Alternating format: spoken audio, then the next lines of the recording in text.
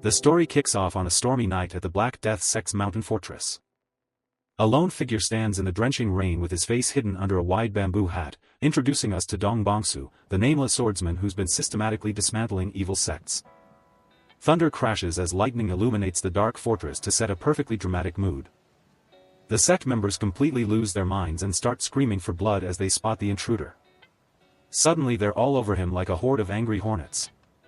He reaches for his blade and starts the massacre. The rain-slicked ground is quickly painted red as Bongsu carves through the mob. More thugs charge and shouting for his head.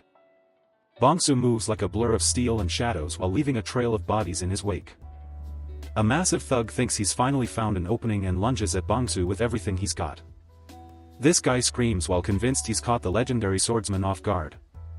Suddenly a strange digital glitch ripples through the air as Bongsu reflects the strike perfectly. The thug's last thought wonder how he did that. Bongsu's gaze is cold and calculating. The courtyard falls silent now that it's filled with dozens of corpses. He heads straight toward the main hall where the big boss is waiting for him. Inside the hall is leader of the Black Death sect. This old man has snake-like features and a powerful aura. He awaits in the thunderstorm for Bongsu.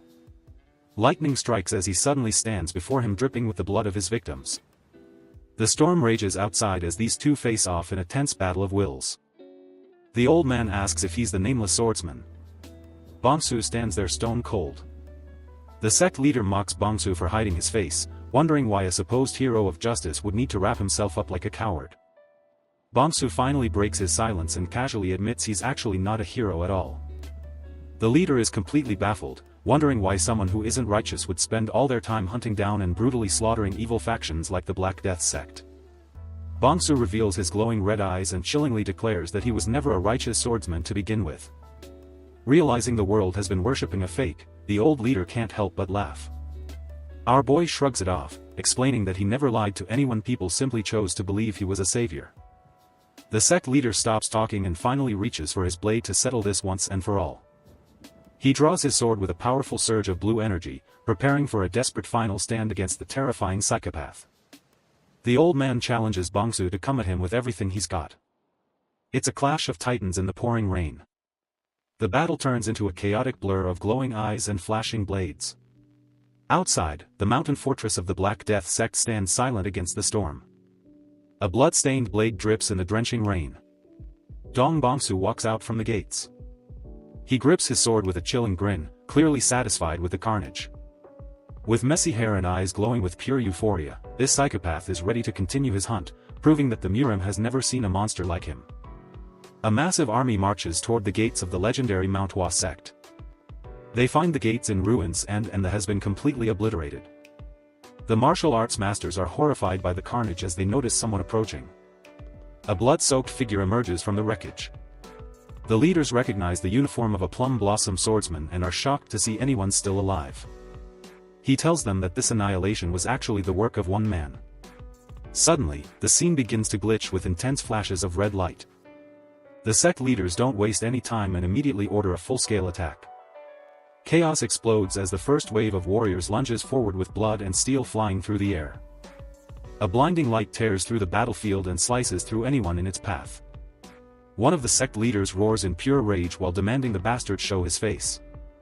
A man stands there calmly holding a severed head like a simple trophy. The heavy hitters from Shaolin, Wudong, Qingcheng, and Namgong have finally arrived to face off this psychopathic. Our boy stands there looking cold while totally ignoring the legends before him. One of the masters demands an explanation for the slaughter. Bongsu explains that he thought this sect was the strongest.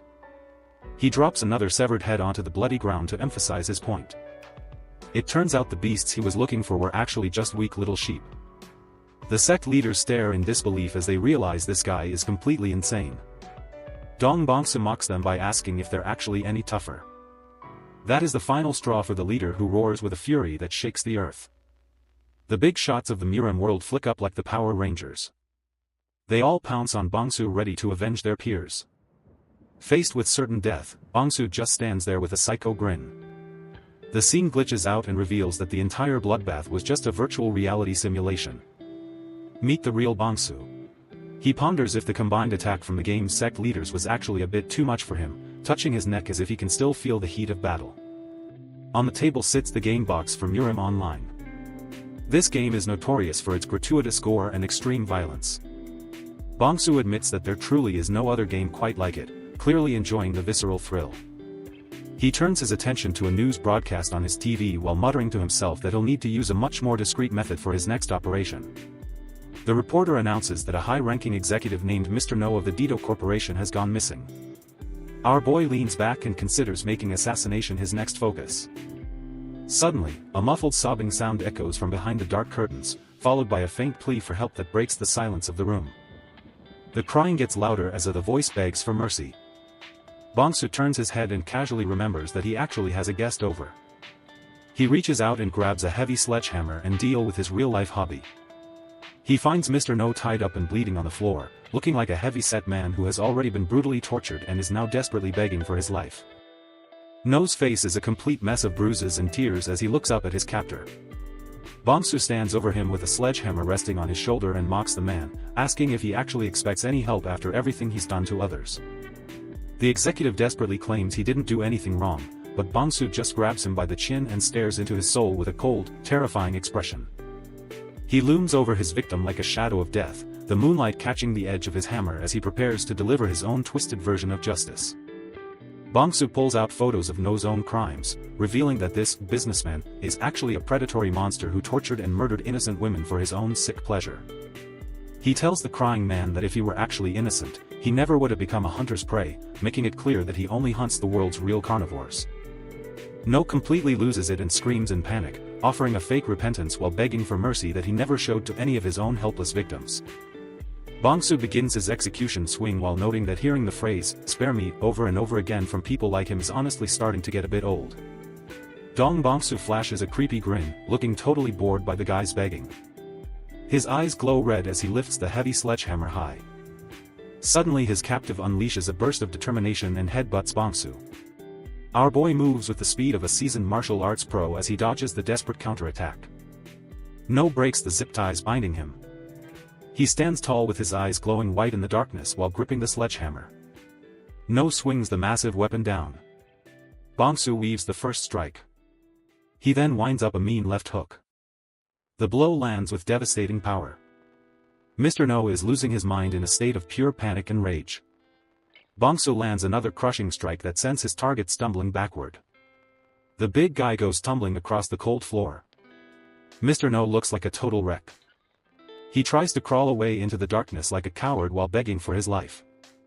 The executive screams at the top of his lungs that he doesn't want to die, but his pleas fall on deaf ears in this soundproof chamber of twisted justice. Bongsu notes that most humans are just herbivores who live their lives in peace, but there's another category of people who think they can get away with anything.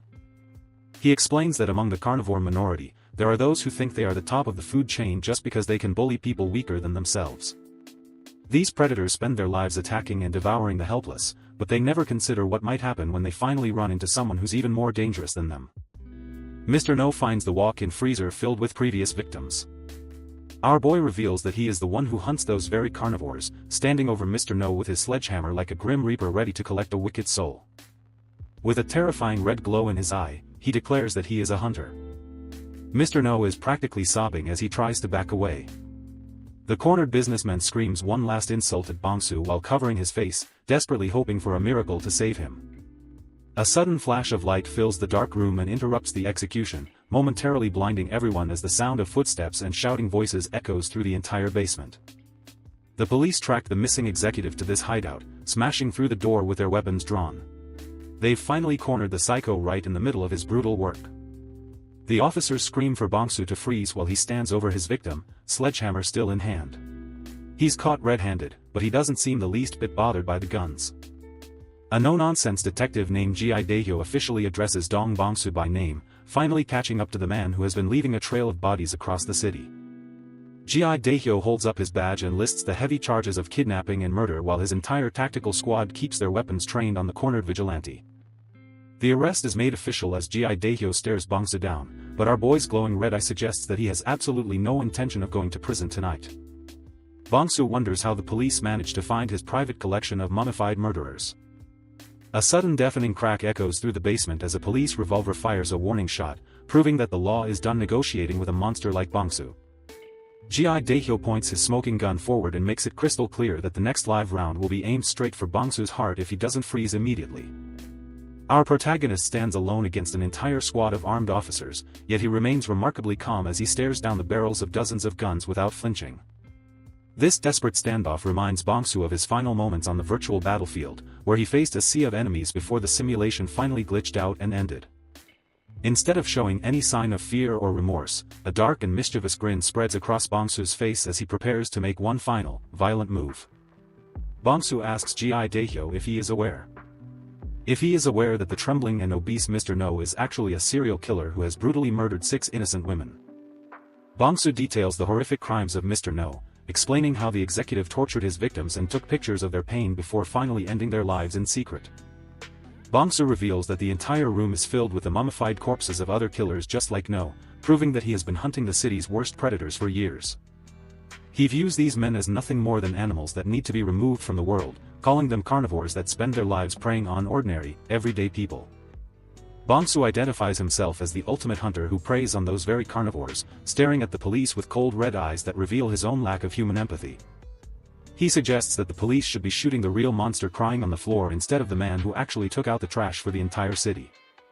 Gi Daehyo casually lights a cigarette while still pointing his gun at Bongsu, looking completely unimpressed by the vigilante's twisted logic about who deserves to live or die. From the perspective of the law, the detective only sees a dangerous psychopath who needs to be stopped before he can kidnap and kill anyone else in his basement. Bongsu realizes that talking to a cop is a complete waste of time and lets out a mocking laugh as he prepares to finish his business with his hammer. He tightens his grip on the handle of his sledgehammer for one last act of defiance, deciding to end Mr. No's life even if it costs him his own. Gi Daehyo screams for him to stop and pulls the trigger as Bongsu makes his move, the muzzle flash lighting up the dark basement for a split second. A bullet tears through the air as Bongsu crushes Mr. No's skull. As he dies, Bongsu wishes for a second life in a world filled with beasts he can kill to his heart's content, specifically a place just like the Murim. Everything fades to black as Bongsu leaves his old life behind. The basement and the police disappear, pulling him away from the modern world and into a brand new reality. He suddenly hits the water and bolts upright, eyes snapping open in total shock. Our boy realizes he's definitely not in his apartment or the virtual reality game anymore. Bongsu gasps for air in a state of utter confusion, remembering clearly that he was just shot by the police but somehow finding himself still breathing. A large martial artist in traditional robes looks down at him with a mix of shock and annoyance, apparently having expected the boy to be dead by now. Without a single word of explanation, the man aggressively grabs Bongsu by the collar. The unknown martial artist looms over him and complains about the sheer effort it took to drag Bongsu's pathetic body all the way from the marketplace. Our protagonist is unceremoniously tossed into a dark, cold room as the man warns him that he'll be nothing more than dead meat by tomorrow morning. As the door slams shut, Bongsu's signature red eye begins to glow in the darkness, proving that the hunter's spirit hasn't been dampened by a little transmigration. He grabs a nearby rock, ready to do more hunting. Then a sudden surge of agonizing pain ripples through his new form. He collapses to the ground while cursing the frail state of his current physical vessel, which feels completely different from the athletic body he used to possess. Bongsu stares at his own thin and scarred hands in the moonlight, slowly realizing that the life he once knew has been completely replaced by something else. The shocking truth finally sinks in as he looks down at his emaciated and unfamiliar frame, confirming that he has indeed inhabited a body that isn't his own. He examines the horrific wounds and scars covering his new torso, wondering what kind of brutal life the original owner of this body must have endured. Looking up at the full moon through the small window, Bongsu realizes that the architecture and atmosphere of this place feel hauntingly familiar to him. He takes in the breathtaking view of a massive martial arts sect nestled in the mountains, finally connecting the dots between reality and the game he once played. Kneeling on the cold floor, he whispers the name of the world he's been obsessed with for years, finally confirming that he has entered the Murim. The weight of the situation hits him as he sits alone in the darkness, moving through various stages of shock while contemplating his new existence in this brutal land. A single tear escapes his eye as he looks down at his trembling hands, but it's not clear if he's crying from pain or pure, unadulterated excitement. A twisted sense of satisfaction washes over Bongsu as he realizes that his final wish for a world full of beasts has actually come true. A familiar system notification chimes in his mind, officially welcoming the player Dong Bongsu to the lethal reality of Murim Online. Bongsu breaks out into a terrifyingly manic grin as he accepts his new life in a world where the strongest make the rules and predators roam free. Sosum has spent 2 weeks cleaning horse stalls as the orphan slave, Sosum. Suddenly, a bully named Machiel kicks the doors open. This guy never misses a chance to torment the weak, and today he's looking for someone to do his dirty work. Sosum looks up, immediately putting on his best pathetic act. He knows he has to keep his head down to survive among these predators while he plans his next move. Machiel covers his nose in disgust, ordering the kid to follow him. He doesn't care about the chores, he just wants the orphan to handle a task in the courtyard. Our protagonist stutters out a weak excuse about being busy. It's all a calculated performance, but the bully isn't interested in hearing a slave talk back to him today. Machiel snaps, grabbing Sosum by the throat with brutal force. He doesn't care about the stables, he just wants the kid to shut up and obey his orders right now. The look on this creep's face says it all. He views the orphan as an insect to be crushed whenever he feels slightly inconvenienced by the boy's very existence. He lifts Sosum into the air, choking the life out of him. The kid can only wheeze and cough as the bully reminds him of his place at the bottom. Machiel leans in close, his eyes glowing with malice as he calls Sosum a slave. They arrive at a courtyard where a massive pile of weapons sits. An old man, blacksmith/laborer, stands there, looking tired and resigned to the constant bullying he witnesses daily. Another brutish bully, Guak Dong-o, shows up to oversee the work. The old man asks where Machiel is, realizing he's stuck with this aggressive monster instead of the usual. Guak Dong-o smirks, explaining that Machiel is busy drinking at the tavern. He's been left in charge, and he clearly intends to make Sosum's life a living hell today. This guy is even lazier than the last one, laughing about his partner's drinking. He views manual labor as something only trash, like our protagonist, should ever have to do. The old man watches in silence, his face etched with worry. He knows how brutal Guak Dong-o can be when he's left alone with a defenseless target to torment. The pile of swords and spears is enormous, far too much for one kid. It's a death sentence for someone as weak as Sosum appears to be to the others. Guak Dong-o lets out a loud, mocking laugh as he points at the orphan. He thinks it's hilarious to watch a human being struggle under the weight of metal. Without warning, the bulky bully kicks Sosum straight in the chest. He calls him a perfect horse for the labor, showing zero regard for the poor boy's life or health. Sosum collapses to the dirt, coughing violently as he tries to breathe. Guak Dong-o towers over him like a demon, barking orders to get up. He doesn't care about the injury, he just wants the weapons moved by the slave immediately. He dumps the entire workload on Sosum before walking away with a cruel grin on his face. Left alone on the ground, Sosum stares at the dirt as his tormentor leaves. The old man looks on, his eyes wide with a mix of pity and fear. He's seen many slaves broken by this clan and expects Sosum to be next. He sighs and turns away, knowing he's way too weak to step in. In this cruel world, the weak have to stand by and watch while the predators hunt their prey. Sosum finally gets to work, dragging a massive sack of heavy weapons. Through intense struggle he drags the weapons away. The sun begins to set over the massive Danri clan estate. It's another day of misery for the low-level slaves, but our boy knows his time is coming. The old man, blacksmith/laborer, tells him to take a rest. He can see that the kid is completely exhausted, even though he is too afraid to help him. Sosum stands perfectly still, appearing like a hollow shadow in the twilight. The old man notes that he looks so pale he might drop dead on the spot. Sosum stutters out a weak excuse, saying he is fine. He gazes out at the clan's buildings, reflecting on the cruel hierarchy of the Murim. A dark and dangerous thought lingers in his mind. Why should he continue living like a pathetic insect? Suddenly, a massive and muscular fist clenches in the dark. A single red eye glows menacingly through the shadows. The monster of a man is here, and he is looking for a weak victim to torment for fun. This guy towers over the small kid, demanding him to scurry away. Sosum looks absolutely miserable and broken, he apologizes for bumping into them. With a sudden impact, the man begins his brutal assault. The bulky bully mocks the boy's entire existence. He asks him when and where it all went wrong for such a pathetic worm to end up like this. He laughs about the tragedy of Sosum's dead family. This guy thinks mocking a child's trauma is just a fun way to pass the time while he works. He continues the savage beating with zero mercy. He views human life as something to be crushed under his boots for his own sick and twisted amusement. Perhaps it was over for the real Sosum from the start. This world was never meant for the weak to survive, only for the strong to thrive. The original owner of this body begged for someone to save him. But in this jungle of monsters, no one hears the cries of a dying little lamb. Looking up at the barred window of his cell, Bongsu realizes the truth. The original kid who owned this body is gone, and he is the replacement. He recalls his first 2 weeks spent working in the stables. It was a time of constant humiliation, but he used it to learn about this world. Sosum. He stares at his own reflection in the water. That was the poor kid's name. A kid who died alone while being beaten by the clan.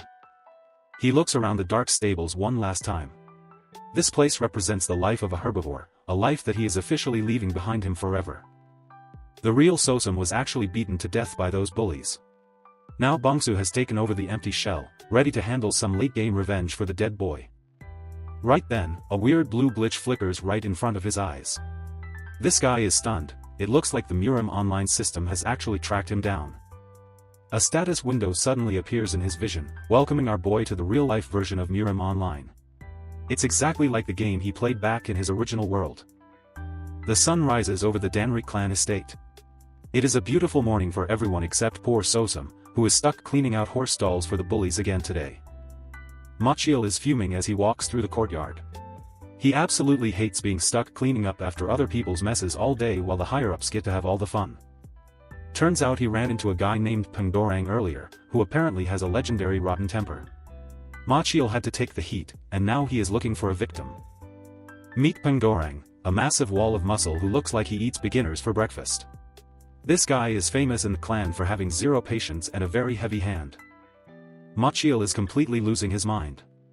He cannot stand the idea of serving a pathetic little worm like our boy, and he is taking every single bit of his frustration out. A very dark thought crosses his mind as he glares at the stable. He is seriously considering just killing the kid right now to end all of his annoying little troubles. But he hesitates for a moment. Catching a murder charge within this prestigious clan isn't exactly part of his long-term plan for survival, so he tries to calm his rage down. It is just too risky. If he gets caught, it would be his own neck on the chopping block first. So, he decides to just kick the stable door instead of the kid. He screams about Sosum causing him so much trouble and throws a bowl of food straight at him. Truly a class act from a mid-level bully who has nothing better to do. Our boy sits there in the dark, silently taking the abuse while the bowl clatters loudly on the floor. He has learned that staying quiet is the best way to survive. He looks completely exhausted and wounded, but his eyes say that he is secretly counting down the seconds until he can strike. Time flies when you are a slave.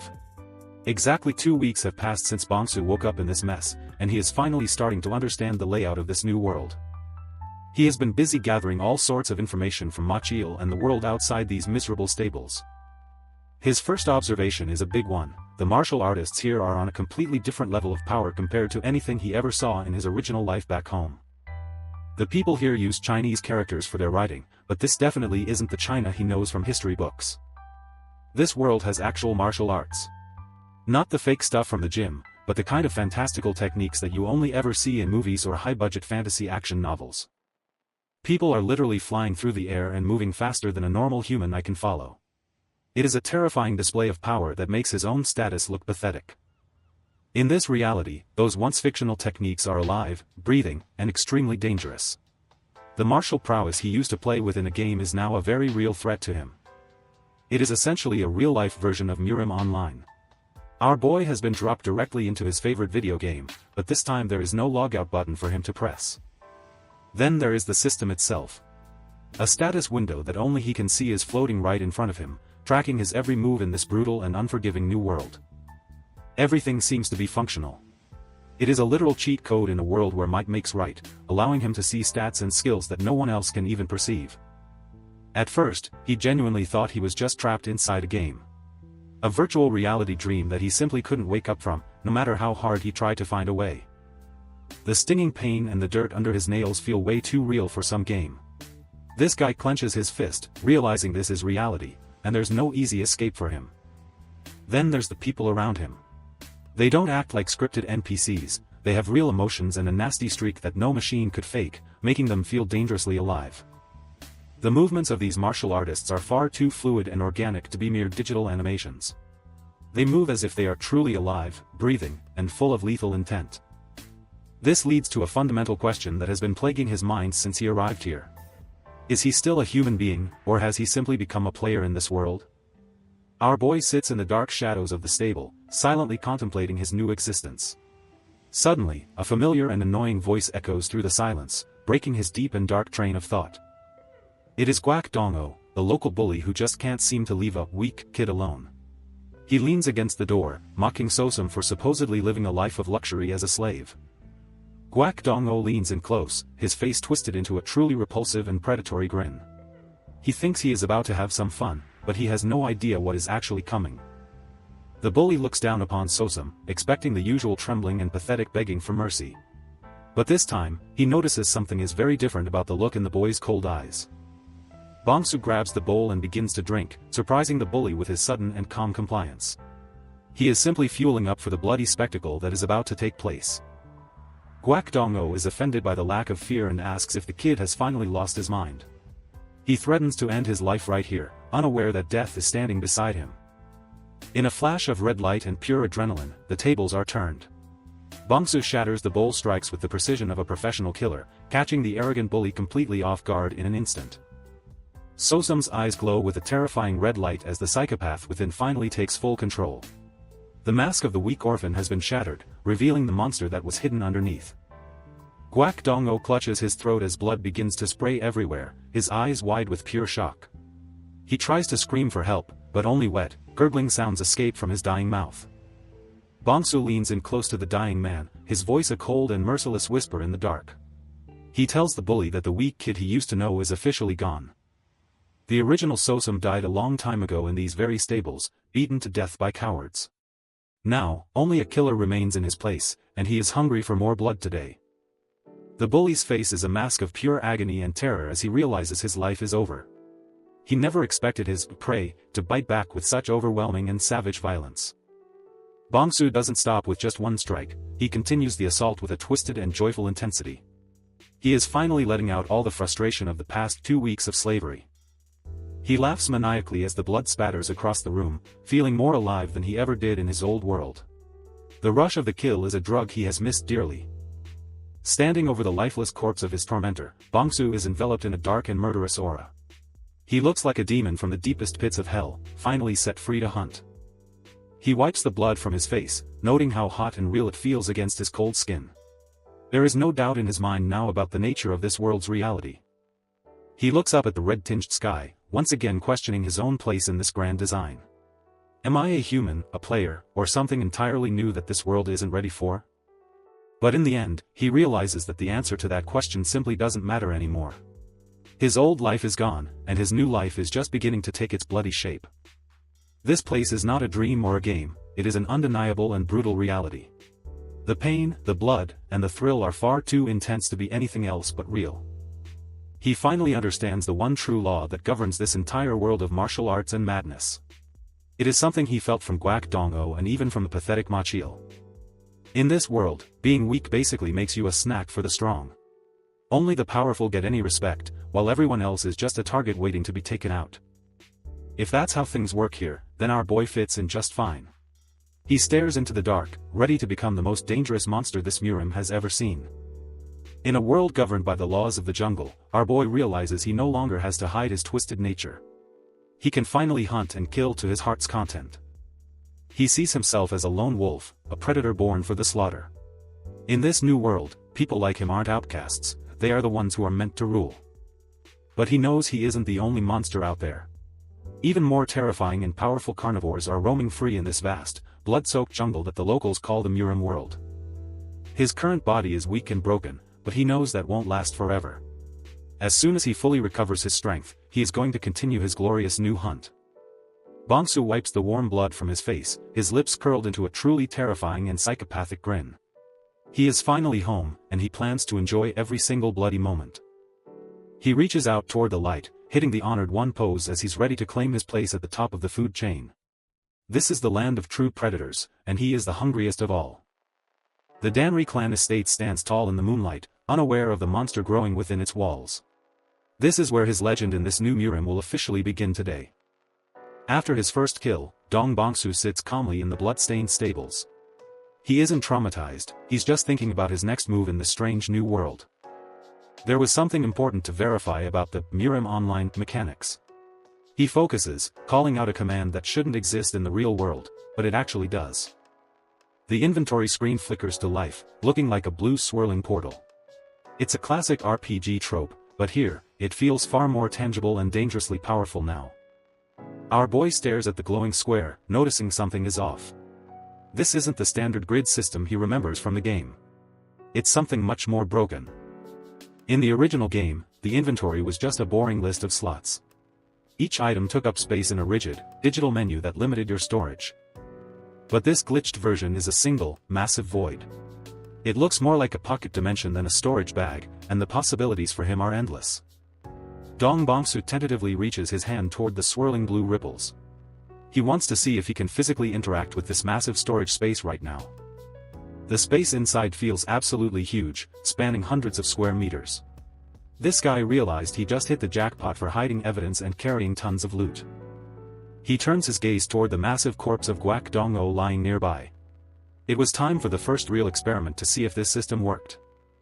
This guy recalled how it functioned in the game and prepared the command.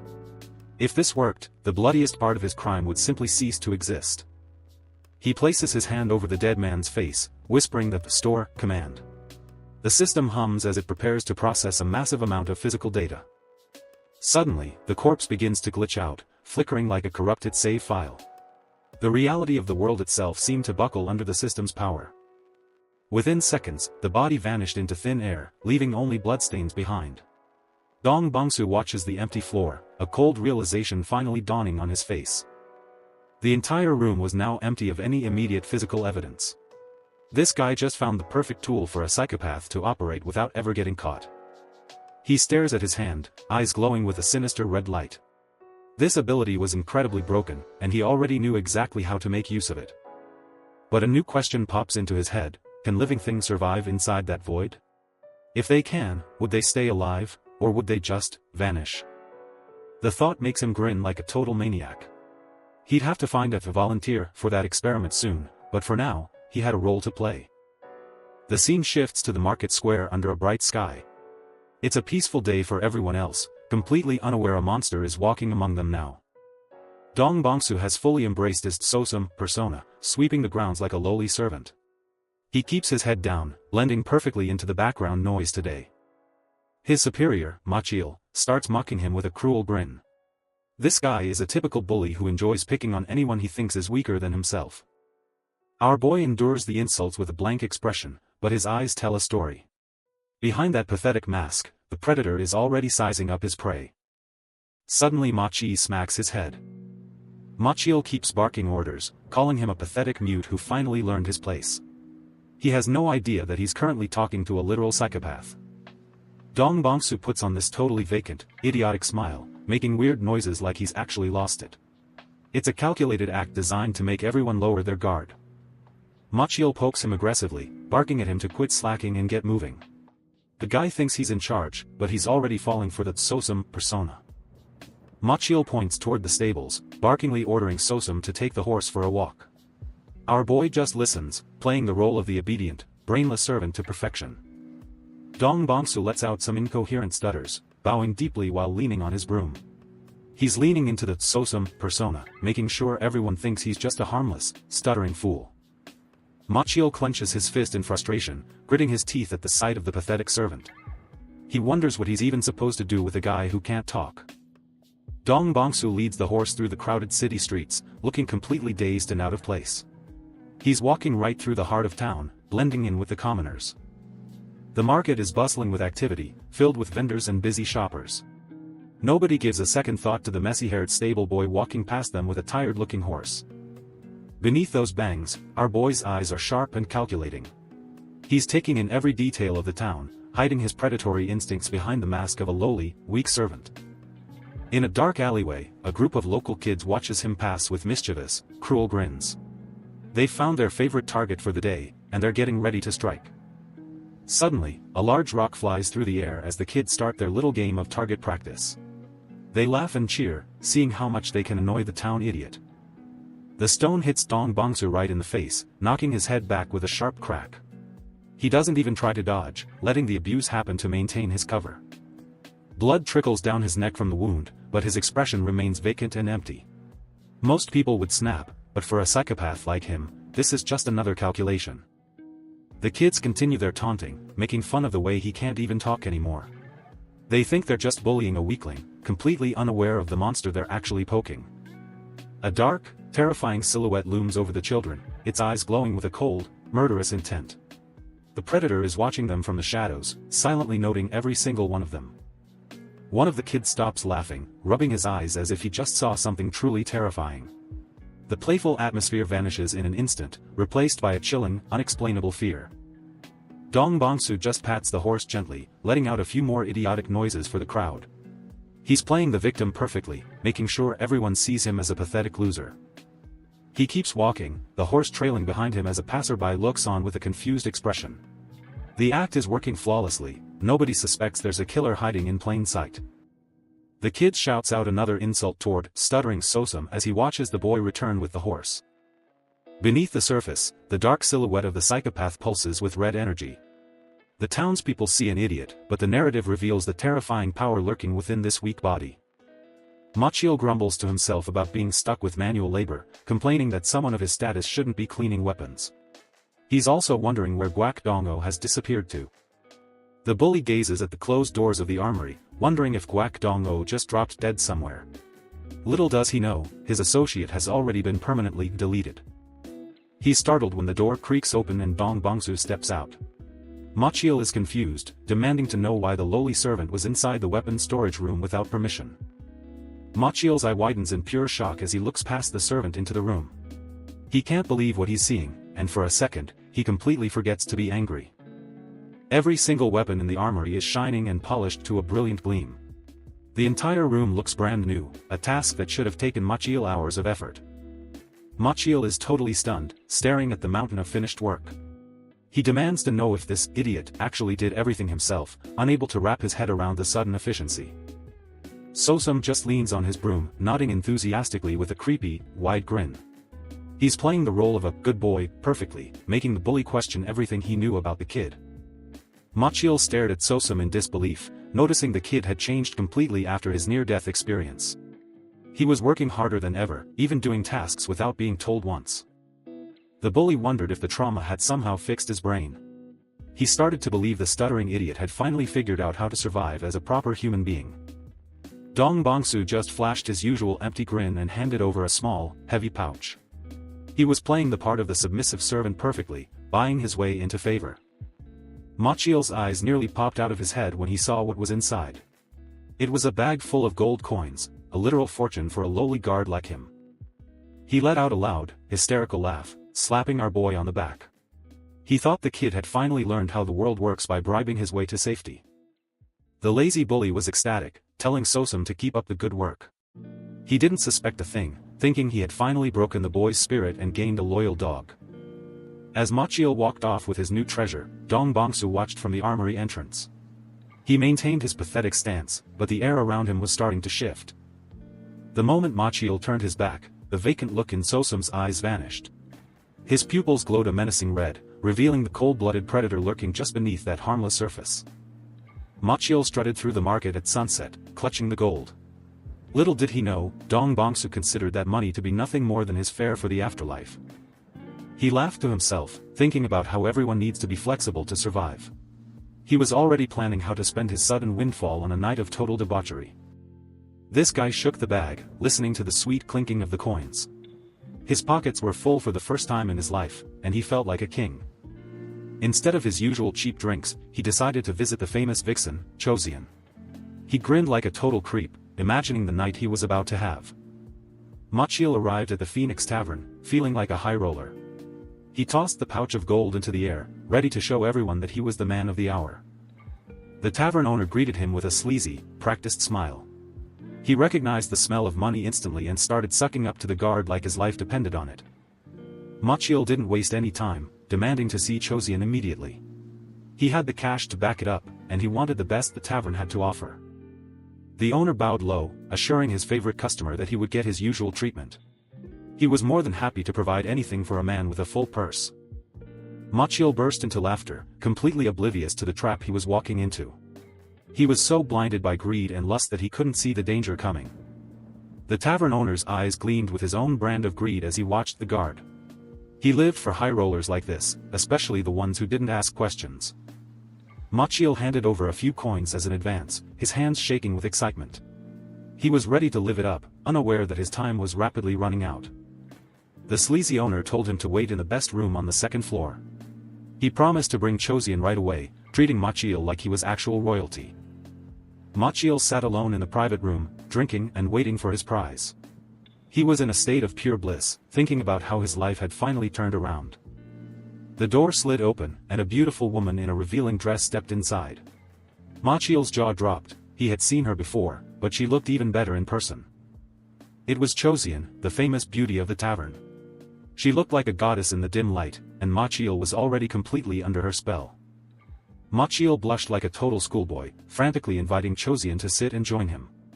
This guy really thought he was the luckiest man in the world at that very moment.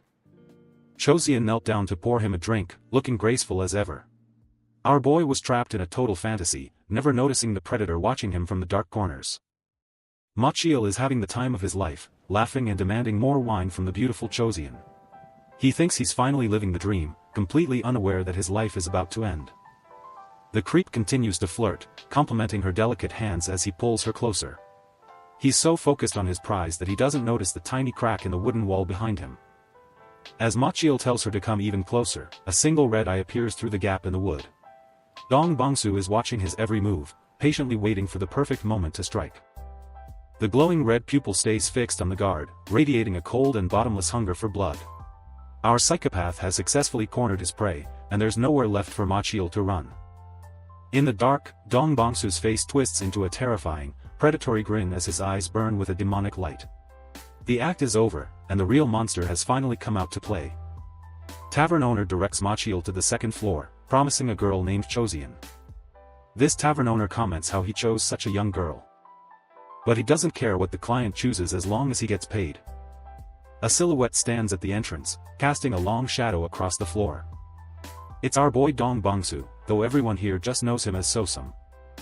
The owner immediately starts mocking him, calling him a mute half-wit. This guy thinks he's tough because he's big, but he has no idea who he's talking to. The guard gets right in Sosum's face, telling him to get lost before things get ugly. Instead of fighting, our boy just presents another heavy bag of coins. Pure neuron activation.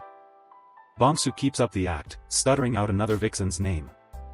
The owner greedily snatches the bag. He doesn't care if the customer is a mute as long as the payment is heavy and the gold is real. He peeks inside and sees everything he needs. This guy is grinning so hard his face might split in half. He quickly tells Sosum to head upstairs, treating him like royalty now that he's seen the size of that bag. Bongsu walks into the tavern, his eyes fixed on the second floor. He's not here for a good time, he's here to test out his new system on a real target. Inside the room, Machiel is half undressed and acting like a king. He doesn't even notice the shadow slipping through the doorway behind him until it's too late. Machiel starts flexing his muscles and bragging about his stamina like a typical arrogant brute. He thinks he's the ultimate predator in this room, totally unaware that a real monster just arrived. Our boy Bongsu doesn't waste any time with fancy martial arts. He quietly unrolls a long piece of cloth, preparing to use a serial killer's favorite tool for a very silent hunt. In one swift motion, he strikes from the shadows. The brute doesn't even have time to turn around before the cloth is wrapped tightly around his thick, sweaty neck. Machiel's eyes bulge out in total shock as he suddenly finds himself unable to breathe. He tries to scream, but the only sound coming out is a muffled, pathetic gasp for air. The garrote sinks deep into his skin as the struggle begins. This isn't a fair fight, it's an execution. The brute tries to claw at the cloth, realizing his life is slipping away. He finally gets a look at the mute halfwit and sees the cold, predatory gaze of a killer. Bongsu holds on with terrifying strength, as Machiel snaps back. They both come tumbling down, but Bongsu grip doesn't let up. Machiel is down, struggling with the last bit of strength he has left. Bongsu's eyes are glowing a predatory red as he knows the end is near. He's absolutely bricked. Close up on those red eyes. They're wide with manic glee. He lets out a satisfied breath. Machiel thought he was a predator, but he was just the first mob Bongsu decided to farm for some experience. Chozian is huddled on the floor, quietly asleep. He looms over her, his silhouette casting a long, dark shadow. The vibe is incredibly creepy as he decides whether she's even worth the effort of a proper hunt. His gaze is cold and analytical. He's not looking at her with pity or lust, he labels her an herbivore. She has no strength and no will to fight back, which makes her a boring target that isn't even worth his precious time or effort. Leaving the girl behind, he turns toward the exit. The room is a total mess, but our boy is already thinking about his next move and his long-term leveling strategy. He places his bandaged hand on the wall, testing out his next trick. It's time to see if his special inventory glitch works on more than just inanimate items and gear. A blue light flares up as he activates his inventory. He's literally going to store the crime scene to hide the evidence and clean up his mess in one go. Our boy is pretty proud of himself for practicing with his inventory. It's the ultimate tool for a serial killer who wants to stay under the radar in this world. He sits back, reflecting on how useful this pocket dimension will be for his future hunts. No body, no crime, and infinite space for all of his potential future targets. A system screen pops up, confirming his theories. Sweet gain in experience points. Killing people actually works like killing monsters in a video game. He realizes that in this lawless world, humans are the best source of XP. It's a simple loop: kill people, get experience, and level up to get stronger. The more he levels, the easier it becomes to find even better and stronger prey. His eyes glow even brighter as he thinks about the efficiency. Faster hunts mean faster leveling, and that means he can reach the top of this world in no time. He lays back, soaking in the realization that he can become infinitely strong. For a psychopath like him, this world is a literal paradise on earth for his dark desires. Our boy frames the dead man's face with his hands, mocking him like a cameraman. It's a real shame he can't take a selfie to celebrate his very first kill. The tavern owner waits downstairs, completely oblivious to the fresh corpse right above his head. This greedy dude has a long history of forcing his girls into some pretty dark situations. Suddenly one of his girls bursts through the hallway. She asks if the client is already inside. This greedy creep yells at her to hurry up. She apologizes for being late as she slips into the room. In regard to Machiel, the owner is getting impatient. It's been way too long. He knocks loudly, calling for Machiel and Chosian to come out. But there's only silence coming from behind the door. The tavern owner's face scrunches up in anger. He thinks they're just ignoring him and wasting his time. Suddenly, a high-pitched scream rings out through the hallway. Chosian has finally found her voice, but it's only to express the pure terror of what she's seeing in that room. Panicked, the owner bursts into the room. He finds Chosian huddled in the corner, shivering under a blanket. The owner himself drops to the ground. He freezes as he sees Machiel's lifeless body displayed like a sick trophy, hung from the ceiling. Welcome to Manhwa. It's a land of rich rivers and wide plains, basically the prime real estate of the Murim world. But where there's big money, there's always big trouble brewing. This place has been famous since ancient times for its fertile soil. Trade and commerce are booming here, making it the perfect playground for powerful clans and greedy merchants alike. Of course, money attracts the worst kind of people. Thieves and thugs started crawling out of the shadows, running rampant until the local martial arts experts decided enough was finally enough. High-ranking sects and noble clans stepped up to keep the peace. They dedicated themselves to the code of the Murim, establishing a system of law that even the boldest bandits feared.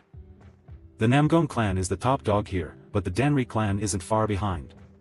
These two powerhouses run the show, keeping Manhwa under a tight, highly profitable grip of justice. The Danri clan has its own elite units, like the specialized Crossheaven Sword Division. But if you're looking for the real scary guys, you look toward their elite intelligence group. They call them the Black Crow Squad. Their information gathering is so legendary that even the beggar sect has to admit these guys are the kings of intel within Manhwa's borders. Lately though, even these top-tier detectives are hitting a wall. A new, bizarre case has surfaced that's leaving the entire squad baffled. This isn't just a simple crime, it's a mystery. Meet the man in charge, Gi Daehyo. As the leader of the Black Crow Squad, he's seen everything, but this latest series of events is enough to give even him pause. He calls it a suicide plague. Over the last few months, nearly 100 people have ended their own lives. It's a massive spike that makes absolutely zero sense to him. Usually, it's 1 or 2 cases a month, tops. But this volume is insane. Gi Daehyo knows something is definitely off, and his gut is telling him this isn't just depression. The weirdest part? Every single scene is flawless. The evidence points straight to suicide every time, with no signs of a struggle or anyone else being present during the act. But Ji Daehyo is a realist. He knows that perfect usually means someone worked very hard to make it look that way. He's determined to find the crack in this facade. He starts at the beginning, asking about the first victim. It turns out it was an armory artisan named Ma Chil. A man who seemingly had no reason to end it all. This Ma Chil was actually a member of the Danri clan. That makes it personal. Ji Daehyo's gaze sharpens as he realizes the killer might be operating right under their very noses. He needs details, specifically where the body was found. If this was a murder disguised as a suicide, the location is the only place that might still hold a hidden clue. The setting was the Phoenix Tavern. It's a busy spot, which makes a perfect crime even harder to pull off. Yet, somehow, the killer managed to leave absolutely nothing behind. Ji Daehyo isn't the type to wait for reports. He decides to head there immediately. His subordinates are surprised, but he knows some things you just have to see with your eyes. He needs to stand where Ma Chil died. If there's a hidden entrance or a secret trick used to stage the scene, he's the only one with the experience to find it. They arrive at the Phoenix Tavern, a grand building buzzing with people. It's the last place you'd expect a silent assassin to strike, yet this is where the plague began. He steps into the room, his mind already calculating every possible angle. He's looking for anything out of place, a loose floorboard, a hidden seam, or a smell that shouldn't be. The tavern owner confirms the grim details. He and a girl named Chozian found Ma Chil hanging from the rafters. The scene was exactly as a suicide should look, sadly enough. But if this really was a string of murders, the question remains. How did the killer get inside a locked room, do the deed, and leave without alerting anyone in the tavern? Ji Daehyo scans the room, checking every door and window for signs of a break-in. Everything looks airtight, but the total lack of physical evidence is really starting to bother him. He's searched every corner, yet there's no way someone could have entered without being spotted. Since the ground level is a dead end, he turns his eyes toward the ceiling logs instead. Ji Daehyo continues his inspection of the room, focusing on the heavy wooden logs above. He's looking for any sign that the ceiling was used as a secret entry point. Every crack and groove in the wood is scrutinized under his sharp gaze. He knows that if a killer came through here, they'd have to leave at least one tiny clue. He realizes that removing these logs would provide the perfect passage for a silent assassin. It's the only logical explanation left for a crime scene that's otherwise completely airtight. But here's the kicker, the logs have never been moved. The dust and settle tell a story of complete stillness, making his only viable theory fall apart before his eyes. Ji Daehyo looks up, feeling the weight of the impossible. He asks the workers if there's any trick to removing the logs without taking the entire roof apart first. The answer is a flat no. Those logs are set into deep grooves in the floor and ceiling beams. Moving them without a full demolition is physically impossible.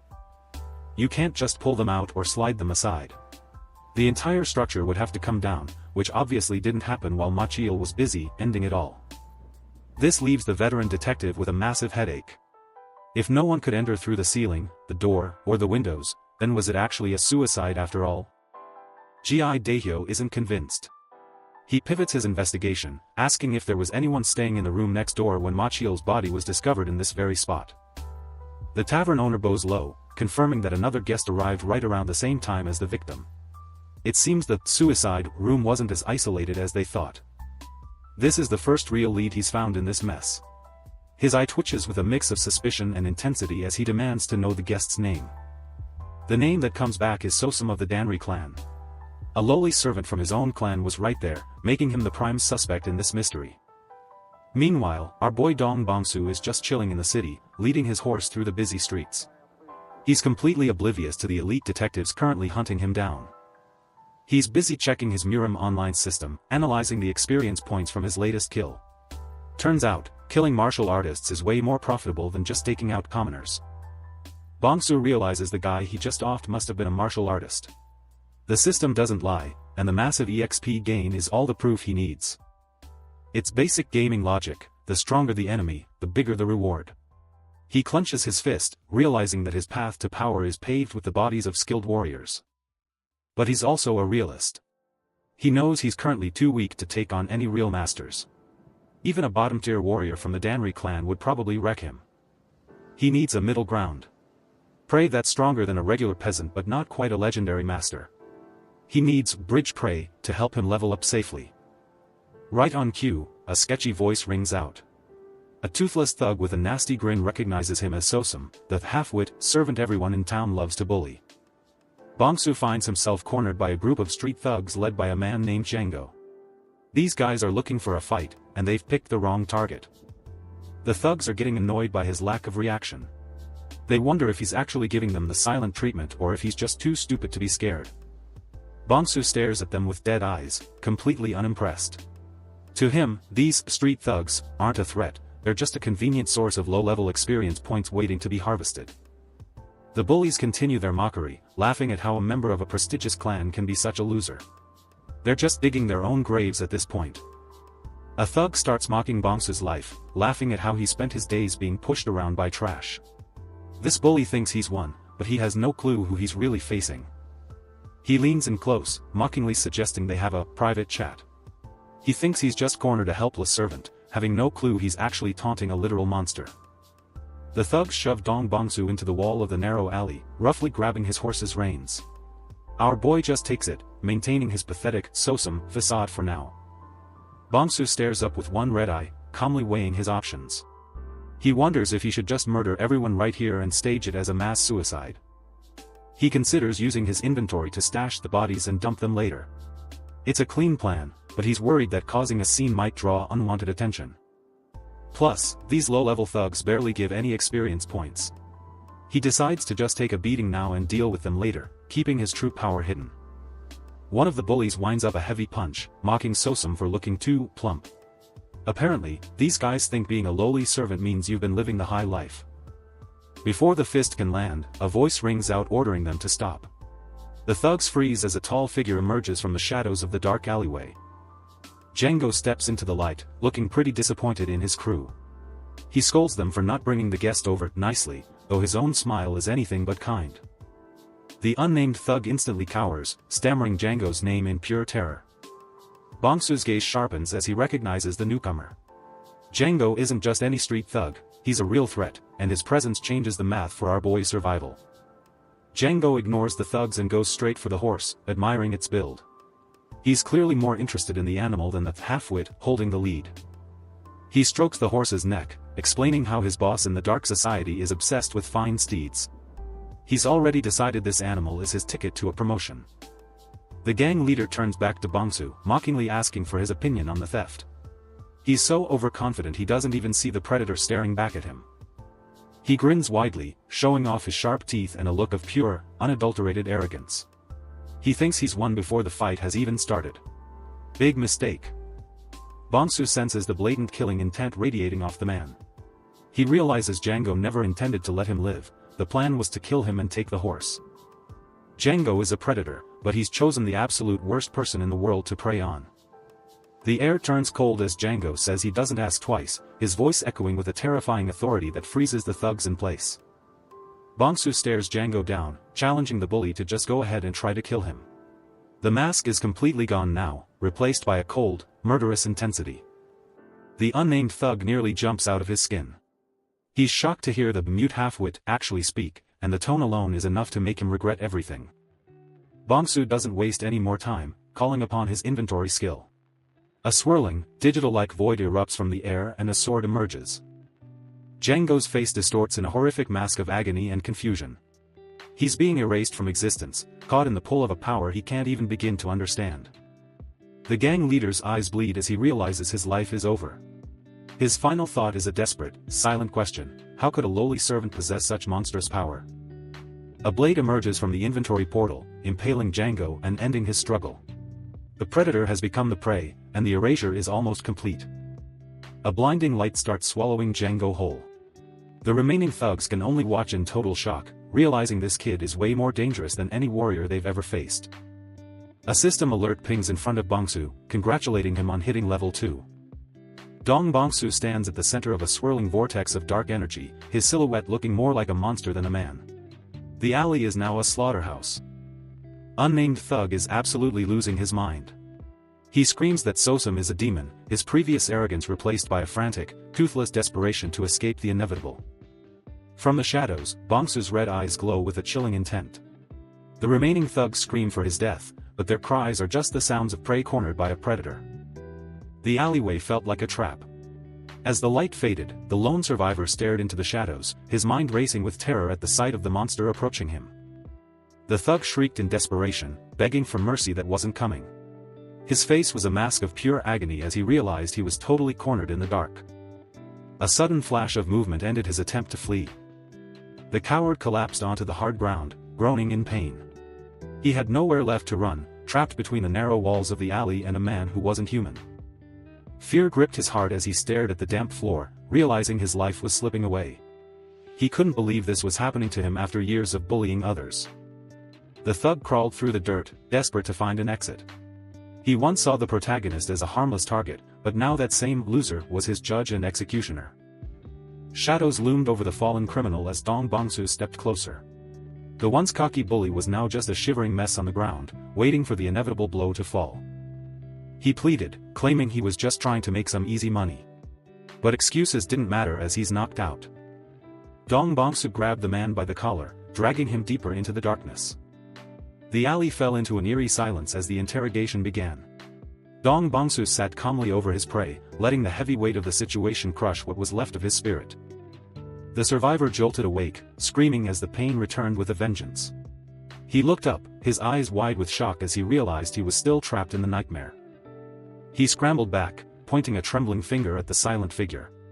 In his mind, Dong Bongsu was no longer a simple servant, but a terrifying demon born from the night's shadows. The thug knelt, sweating profusely while the protagonist loomed over him. A cold blade pressed against his skin, cutting off his breath. Dong Bongsu's eyes glowed with a predatory hunger as he leaned in. He wanted names. The terrified man stammered, mentioning Jang Ho. Dong Bongsu listened intently, the knife never wavering from its target. The thug shrieked about the black society, he was desperate to say anything to keep that blade away. They are a group of criminals ruling the back alleys of Bongyang. They were predators, but they had never met someone like Bongsu. The pressure of the knife increased, drawing a tiny drop of blood. Dong Bongsu prompted him to continue, his voice calm and terrifying as he asked about the group's leader. Spilling every secret, the coward identified Bang Payom as the man behind the order. Dong Bongsu contemplated the hierarchy of the black society, seeing them as nothing more than organized crime. In his eyes, they weren't a threat, they were just leveling fodder waiting to die. This guy completely broke down, sobbing while he spilled every secret he had. Dong Bongsu just flashed a chilling grin, promising to spare the guy if the info was legit. It was a total lie, but it kept the thug quiet for what came next. The thug stared in disbelief as that he may just live. The light left his eyes as the thug collapsed into a pool of his own blood. It was a gruesome sight, but Dong Bongsu didn't feel a single shred of remorse. Activating his inventory, our boy watched as the corpse began to digitize and vanish into thin air. Bongsu exhaled, scanning the dark alley to make sure he hadn't missed anyone. The alley was completely empty now, save for his horse waiting patiently in the shadows. He had erased every bit of the struggle, leaving the scene looking like nothing ever happened. Exhaustion finally hit him, and the dude slumped against the cold stone wall to catch his breath. His gaze sharpened as he processed everything he'd just learned about the local power structure. A vision of the wicked sects filled his mind as he planned his next move. He needed targets that weren't too strong, but would still give him enough experience to keep leveling up. This guy realized he'd just stumbled upon the perfect farm for experience points. The black society was full of greedy thugs who were just waiting to be harvested by a real predator. From now on, his mission was clear, he would systematically hunt down every member of the sect. After leveling up, he noticed something incredible, all his old scars and recent wounds were completely gone. The system had fully restored his body, leaving him feeling better and stronger than ever before. He stared at his hands, wondering about the limits of this healing power. If his heart or brain were damaged, would the level up still be enough to bring him back from the dead? Knowing he had a safety net made him feel much more confident about taking bigger risks. As long as he was close to leveling up, he could push himself to the absolute limit. But there was one major catch that he couldn't ignore. He remembers the pillar of light erupt around him, realizing how dangerously this flashy display actually was. This guy knew he had to be more discreet about his powers if he wanted to survive long term. One wrong move and the most powerful masters in the land would be on him. He also had to keep his inventory usage a secret from any potential witnesses. If people saw him making bodies vanish into thin air, they would immediately know he wasn't just ordinary. To stay safe, Dong Bongsu decided he needed to blend in with the commoners as much as possible. When you look like everyone else, nobody suspects that you're the one thinning out their own ranks. He made a mental note to only level up when he was completely alone or far away from prying eyes. Looking back, he realized that Executive Jang Ho could have actually been a problem if he'd been more careful. It was a close call that reminded him not to get too cocky. As dawn broke, he led his horse toward the city gates, his mind racing with new plans. His simple mute persona was starting to feel like it wasn't enough protection for him anymore. Dong Bongsu blended into the morning market crowd, keeping his head down to avoid any unwanted attention. He needed a new target fast before the authorities started sniffing around for clues. A massive hand suddenly gripped Dong Bongsu's shoulder, stopping him dead in his tracks. A cold voice rang out, calling him by his servant name and shattering his peaceful morning. An unknown martial artist in blue robes with a thick mustache and glowing blue eyes stared him down. He was clearly an expert investigating the death of Machel. A system error pops up. It appeared right after Dong Bongsu hit level 2. He's clearly the cause of the glitch. His existence violates the game's logic. He shouldn't even be here. He sits in the stables, analyzing the discrepancy. He stops overthinking and opens the status menu. His red eye reflects the screen's blue glow. His hidden stats are now measurable gauge bars. The system still can't quantify this reality. Dong Bongsu taps the skill tab to check his powers. It lists basic moves like slash and thrust. He finds block, strike, and a new spirit eye skill. They're standard passives every player gets. But spirit eye is a skill he's never seen. A blue icon flares within his right eye. Spirit eye is activating on its own. Warning, a high-level enemy is within 20 meters. The timer counts down as the threat nears. Dong Bongsu waits in the stable shadows. He realizes they're probably not an enemy. Nobody would walk in so openly to kill him. The footsteps belong to someone powerful. He's not sure how big a 10-level gap is, but it has to be massive. How many lives would he have to take to bridge that gap? Tens of thousands? The intruder's power could possibly be greater than that. He closes his eyes, ready to play the fool. The unknown martial artist enters with a Danri subordinate, a loyal guard. The master looks at the shivering servant with suspicion. He grabs Dong Bongsu by the collar, asking if he's Sosum. His grip is tight as he looms over him. He asks if Dong Bongsu killed Machel. He puts on a show, screaming in terror. The master begins to pump chi into him to scan his body. Energy flows through him, searching for martial arts. Dong Bongsu's system marks him as empty. Finding nothing, the unknown martial artist lets go. He orders his man to leave, disgusted. The Danri subordinate follows him out. Dong Bongsu stays down until they're gone. He stands up, his fear vanishing instantly. His eyes glow red as the door shuts. The Danri subordinate asks why they're leaving without a proper interrogation. The unknown martial artist admits he was suspicious of the boy. He explains that he infused his chi into the kid to check his pulse. The Danri subordinate asks what he discovered. The master says the boy is empty, with no internal energy at all. He wonders if all those people really did commit suicide. The so-called suicide plague has finally vanished from Bongyang. Contrary to Ji Daehyo's fears, the deaths have stopped. Instead, a new wind of slaughter begins to blow. Rain pours down on the city as the night deepens. Inside a tavern, the locals share drinks and gossip. A drunk patron asks if anyone has heard the latest news. The tavern owner mentions the nameless hero everyone is talking about. The drunk tells him to show some respect for the hero.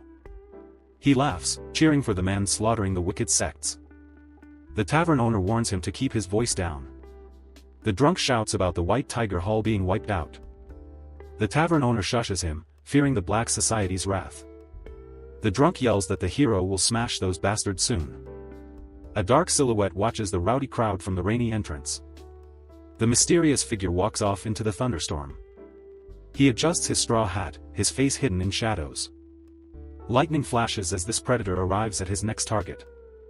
A lone guard stands before the massive gates of the Black Snake sect, soaking in the heavy rain. He's barely staying awake, his head nodding as he fights off sleep on his shift.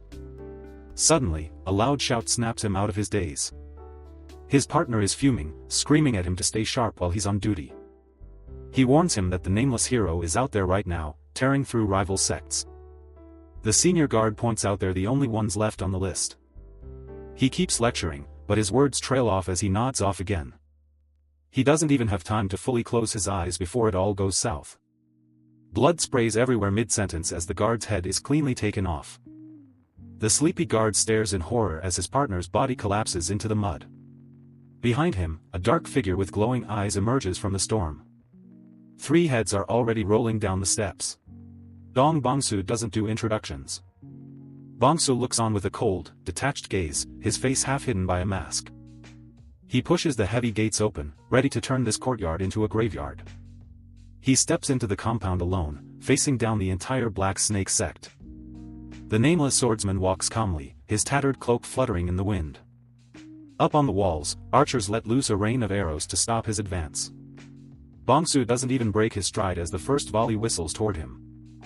A mob of swordsmen rushes out, thinking they have the numbers to take him. The guard captain steps forward, mocking him for actually showing his face. He calls Bongsu a rat, completely unaware he's talking to a monster. Bongsu stares down the army, letting them feel his aura. The captain screams for his men to kill the bastard once and for all. They pounce on Bongsu, but he stands firm. His blade glows with a sinister red energy as he prepares his attack. One swing is all it takes to cut through flesh and armor like they're nothing. The attackers' faces twist in pure terror as they realize they're completely outclassed.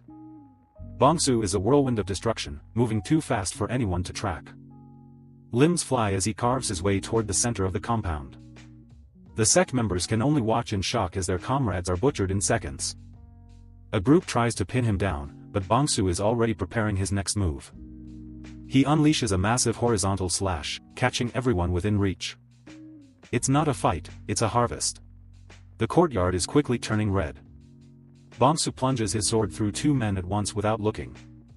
The blade cleanly pierces through both of them with a flash of red energy. They paralyzed by the sight of the absolute carnage. Suddenly his blade gets stuck within those 2 poor smucks. Another thug rushes him from behind, gloating about finally catching the cowardly prick. He thinks he's won, he leaps into the air for the kill. Bongsu doesn't struggle. He just smiles behind his mask, his eyes flashing red. The big guy tells him to stay still while they take his head. Suddenly, a digital glitch tears through the air. Bongsu activates his inventory, materializing a sword right through the head of the man holding him. The big guy's eyes bulge in disbelief as he realizes the blade came from thin air. Bongsu looks back with a chilling, bloodshot gaze, his mask now stained with fresh gore. In the chaos, one of the remaining thugs manages to stab Bongsu, thinking he's finally landed a killing blow. Bongsu is pushed back by the blow. He laughs, bragging to his boys that he finally got a piece of the legendary nameless hero. He mocks Bongsu, calling him a mere human pretending to be a monster. The surrounding criminals join in, their faces twisted with a cruel, smug sense of victory. They truly believe they found a human they can finally kill. But then, Bongsu begins to move his hand toward his face, completely ignoring the wound. His mask falls into the mud, landing with a wet thud that signals the end of his restraint. The thugs stop laughing, baffled by why the man they just wounded is currently chuckling. Dong Bongsu reveals his true face, eyes glowing like burning embers as he lets out a manic laugh. He isn't a hero, he's a monster who finds the entire situation intoxicating. Meanwhile, tucked away in the shadows, another cowardly criminal watches his comrades get shredded. The screams from the courtyard suddenly die down, replaced by a silence more terrifying than the noise. He desperately tries to justify his life, listing off human trafficking and extortion like they're minor hobbies. He complains that there are worse people in the world, so why is this monster targeting them? Thinking fast, he decides to use a hidden back path to escape the slaughter. It's a direct line to the leader's estate, the infamous Paradise Manor. He tells himself he can take the bastard down if he plays it smart in the shadows. He rallies a few remaining archers, hoping the darkness will give them an edge. He spots Bongsu's silhouette at the gate and prepares his final ambush. He screams for his men to fire, throwing every arrow they have at the lone swordsman. A lethal volley rains down, obscuring Bongsu in a cloud of wooden shafts. The coward holds his breath, praying that the target is finally pinned to the ground. A sickening crunch echoes through the air as the first head is crushed like a grape. In an instant, blood fountains into the rain as Bongsu tears through the archer nest. The darkness didn't protect them, it just made it easier for Bongsu to hide. The coward stumbles back, his voice trembling as he realizes he's the only one left standing. He looks around at the piles of corpses, unable to process the total annihilation of his crew. He begs for mercy, asking if this is really what the nameless hero is supposed to do. He screams at Bongsu, demanding to know why they're being judged so harshly for their minor sins. Bongsu stares at him with an intensity that would freeze a man's heart. The criminal's face is a mask of pure terror as he realizes he's been talking to a wall of death as he's decapitated. Bongsu tells him he only wants one thing. And that one thing is their lives. No more, no less. We get a good look at the carnage, leaving nothing but a sea of bodies in the Black Snake sect courtyard. Lightning splits the sky, illuminating the path toward the main estate. Bongsu sets his sights on his final target, the sect leader, Bang Payom. Dong Bongsu started his hunt with the White Tiger unit, taking them out one by one. He admits he was still weak back then, but killing the low-level thugs helped him grind. He used every dirty tactic possible, ambushes, traps, and even a bit of arson. By the time the unit leader caught on, the damage was already done. More than half of his elite force was dead before they even saw Bongsu's face. In the chaos, the townspeople gave him a fancy new title, the Nameless Righteous Swordsman. Having a heroic reputation made it way easier to slaughter the rest of the criminal underworld. Killing the White Tiger leader pushed him to level 5 and unlocked some serious firepower. He finally gained his first active skills, including the deadly 3 forces sword art. These techniques were exactly what he needed to step up his killing game. Now he was strong enough to stop hiding in the shadows and face his enemies head-on. He'd become such a local legend that even the neighborhood kids were playing as him. The Red Wolf Gate was next on the list, and they were wiped off the map in a single night. That left only one faction standing in Bongyang, the notorious Black Society. Bongsu heads straight for their headquarters under the cover of a massive storm. Deep inside the manor, an old man sits patiently, waiting for his guest to arrive. This is Bang Poyam, the formidable leader of the local Black Society. The rainy silence is heavy with tension as Bongsu approaches the main hall. Lightning strikes, revealing Bongsu standing at the foot of the stairs. Poyam looks up and asks if he's the famous Nameless Righteous Swordsman everyone's talking about. Bongsu doesn't say a word, his blade already drawn and gleaming in the dark. The old man laughs, mocking Bongsu for being so wrapped up in his heroic disguise. Bongsu simply replies that he's not actually a swordsman of justice. This confuses the old leader. If he's not a hero, why bother hunting down criminals? Bongsu flashes a psychotic grin, fully embracing the righteous label as a joke. Poyam bursts out laughing, realizing the kid has played the entire town for fools. Bongsu doesn't care, he didn't trick them, they just believed what they wanted to. Poyam finds him interesting, acknowledging that he's dealing with a real monster. He reaches for his blade, ready to fight to the death with no regrets. With a roar, Poyam lunges forward, his sword glowing with a deadly blue aura. The two warriors clash in the center of the courtyard, lighting up the rainy night. They both rush in for each other. Steel meets steel in a shower of sparks as the duel begins in earnest. They trade lightning-fast blows. A stray strike catches Bongsu on the shoulder, sending blood spraying into the rain. Poyam thinks he's finally found the opening he needs to end this. He swings his blade with everything he's got, thinking Bongsu's reach is too short. Blood splatters across the ground as the attack connects, but Bongsu doesn't flinch. Poyam doesn't let up and follows up with another slash. The strike sends Bongsu flying back. Bongsu is taking serious damage, his robes soaked in red. Poyam grins, convinced that the young man's body is finally reaching its breaking point. Bang Poyam isn't letting up, raining down strikes with his glowing blue blade. He unleashes a series of whip-like attacks that Bongsu barely manages to parry. Bongsu realizes the old man is cold-blooded, deliberately targeting every single one of his existing wounds. At this rate, he knows he's finished. The gap in experience is starting to show. But Bongsu isn't normal. He decides to trade his own flesh just to create a single opening. Bang Poyam laughs, wondering what could possibly be going through his head in the middle of a death match. Bongsu lunges forward, activating the 3 forces sword art for a final counterattack. Poyam's eyes widen with sadistic glee. He's been waiting for this exact moment. He snaps his whip sword, wrapping it around Bongsu before he can even complete his swing. Bongsu's eyes fill with shock as he realizes he fell right into a trap. The whip sword shreds through his defenses, leaving deep, bloody gashes across his body and cutting off his arm. Poyam mocks him, noting that it must be his first time facing such a tricky weapon. Blood drips from Bongsu's chin, but the pain only seems to fuel his focus. He forces his battered body into motion. He activates Qinggong, boosting his speed to the absolute limit. An explosion of energy rocks the courtyard as Bongsu retaliates with his own strike. The old man crashes into the building behind. Bongsu stands in the rain, his silhouette fading into the mist and dust. Is it over? Suddenly, a massive blue snake aura materializes behind the old master, dwarfing everything around it. Poyam steps forward, calling Bongsu's tactics peculiar for using his own body as bait. He declares that this isn't the way of a martial artist, but the way of a lowly assassin or hunter. Bongsu just listens, the rain washing the blood from his face as he prepares his next move. Poyam's grin turns even more sinister as he prepares to unveil his trump card. He lectures Bongsu on the importance of having more hidden cards than your opponent in a duel.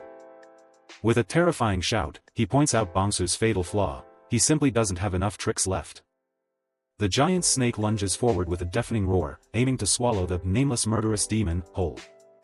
Bang! Poyam whips out his giant snake aura, thinking he's finally going to squash this bug. But Dong Bongsu is playing 4D chess, diving through the chaos like it's a morning jog. The old man realizes too late that Bongsu is just using all this dust as a free smoke bomb. He starts screaming about how it's all futile, really leaning into that classic villain monologue. His massive blue snake strikes down, looking like it's about to end the series early. Bang! Poyam gets a hit and starts smiling, thinking he's finally caught the little rat. But then he gets that "oh crap" look in his eyes when he realizes something's wrong. Turns out he didn't stab Bongsu, he just skewered one of his own guys. Talk about a team kill. It was a corpse decoy, and the real killer has already vanished back into the shadows. Bongsu pops up right above him, drawing his sword for a little heart-to-heart. He powers up the Three Forces sword art, his eyes glowing with that "you're dead" energy. The core striking slash comes out fast enough to give the old man a permanent haircut. Bang! Poyam barely manages to get his hand in the way, and it doesn't look pretty. He lets out a scream that probably woke up the neighbors as the blade tears through him. Bongsu is actually impressed the old man was fast enough to sacrifice a hand to save his heart. But the elder is stubborn, barking that this fight isn't over until he says so. He breaks out the chain blade, whipping it around like he's in a bad action movie. Bongsu just casually backflips away, letting the old man tire himself out. Bang! Poyam lunges in for the kill, putting everything he's got into one last desperate attack. Bongsu finally decides to stop playing around and opens up his inventory. Suddenly, a literal wall of corpses falls from the sky, turning the battlefield into a horror show. The old man's big move gets blocked by a pile of dead bodies. That's one way to use a meat shield. He stumbles back, coughing up blood and wondering what kind of nightmare he's walked into. He's losing his mind, trying to figure out how Bongsu is pulling corpses out of thin air. The courtyard is a mess, filled with the very men he was supposed to be leading. Bang! Poyam is grinding his teeth so hard they might shatter, his sanity hanging by a thread. He starts screaming at the rain, begging Bongsu to stop with the magic tricks and just fight. He calls Bongsu a complete lunatic, which is honestly the most accurate thing he's said all day. An arrow whistles through the air, nearly taking his head off as he tries to refocus. He bats it aside, but his movements are getting sloppy and his panic is showing. The elder demands an end to these dirty tricks, but in this world, whatever works, works. Suddenly another arrow comes flying towards his head. He hits him clean in the face. Bang! Poyam stops and stares into the dark, feeling a primal fear he hasn't felt in years. Behind Bongsu, a giant wolf spirit appears, making it very clear who the real predator is. The realization hits him like a freight train: he's not the top dog anymore, he's just lunch. Bongsu doesn't waste any more time and launches himself forward like a guided missile. The old man tries to mount one last defense, but his eyes are already full of the end. He swings his chain blade, thinking he got a direct hit. He freezes up as he realizes his last-ditch effort was just another swing at the air. Bongsu's blade finds its permanent home right in the middle of the elder's chest. Bang! Poyam stands there broken and bleeding, surrounded by the ghosts of his past mistakes. Bang Poyam collapses, his life force fading as he stares at the carnage. He looks back at Bongsu with pure hatred, gasping his final words through the blood. He wants to know why. Why go through all this trouble for a few small-time thugs? Bongsu just stares him down, asking if he really needs a reason to do what he does. A giant, sinister eye opens in the darkness, echoing his twisted philosophy. Humans have been at each other's throats since they were literal apes. Even after building massive cities and civilization, nothing has actually changed. The law of the jungle still applies, the strong will always crush the weak. In this specific scenario, Bongsu was just the bigger predator. Simple as that. Bang Poyam's light finally goes out, his eyes turning cold in the rain. Bongsu stands alone among the bodies, his bloody sword reflecting the lightning. With every member of the local black society dead, his warm-up in Bangyang is officially over. He's done with the tutorial area. It's time to move on to the real game. To the Jianhu, where the fights are actually worth the effort. Bongsu flashes a manic grin, ready to find some prey that can actually fight back. Meanwhile, deep in a hidden mountain palace, something much bigger is stirring. A long hall is filled with guards, all waiting for a word from the man on the throne. A silhouetted figure, known as the mysterious leader, sits in the shadows, radiating pure authority. He asks his subordinates how long they have left before the demonic war begins. The answer is exactly what he wanted to hear: 2 years until the big war. It's time to stop waiting and finally put the grand plan into motion. The mysterious leader addresses Guangwun, one of his most trusted agents. Guangwun, the gray-haired subordinate, bows so low he might as well be part of the floor. The order is given, it's time to execute the first stratagem. Guangwun accepts the mission without a second thought. The real nightmare has just begun. The city is buzzing today, and it's not because of a sale on tea leaves. Dong Bongsu strolls through the market, blending in like a normal guy with a horse. At the local pub, the gossip mill is running at full capacity. Everyone's talking about the nameless swordsman who turned the local gang into a memory. One guy thinks righteous should be added to the title. Fanboys, man. But there's always one guy in the group who has to play devil's advocate. He wonders if killing that many people is really hero behavior. His buddy isn't having it. He slams the table ready to throw hands. To him, those scumbags deserved every bit of what they got. The skeptic still isn't sold on the whole mass murder as justice thing. But let's be real, neither the government nor the good guys ever did squat for them. In their eyes, the nameless swordsman was the only one who actually put in work. The mood at the table is heavy with the harsh reality of their world. Without a guy like him, the common folk are just targets for the next gang. The whole street erupts. Everyone's a fan of the mystery murderer now. Bongsu just keeps walking while the town cheers for his alter ego. He's done here. Time to pack up and find some fresh trouble. Night falls, and things are about to get a lot more interesting. Bongsu heads to the stables, probably thinking about a quiet night's sleep. His system has other plans. Level 10 plus threat alert within 20 meters. Game on. His eyes flare red as he locks onto the source. His spirit eye is screaming that something big is behind these doors. He cracks the doors open, and it definitely isn't just a horse inside.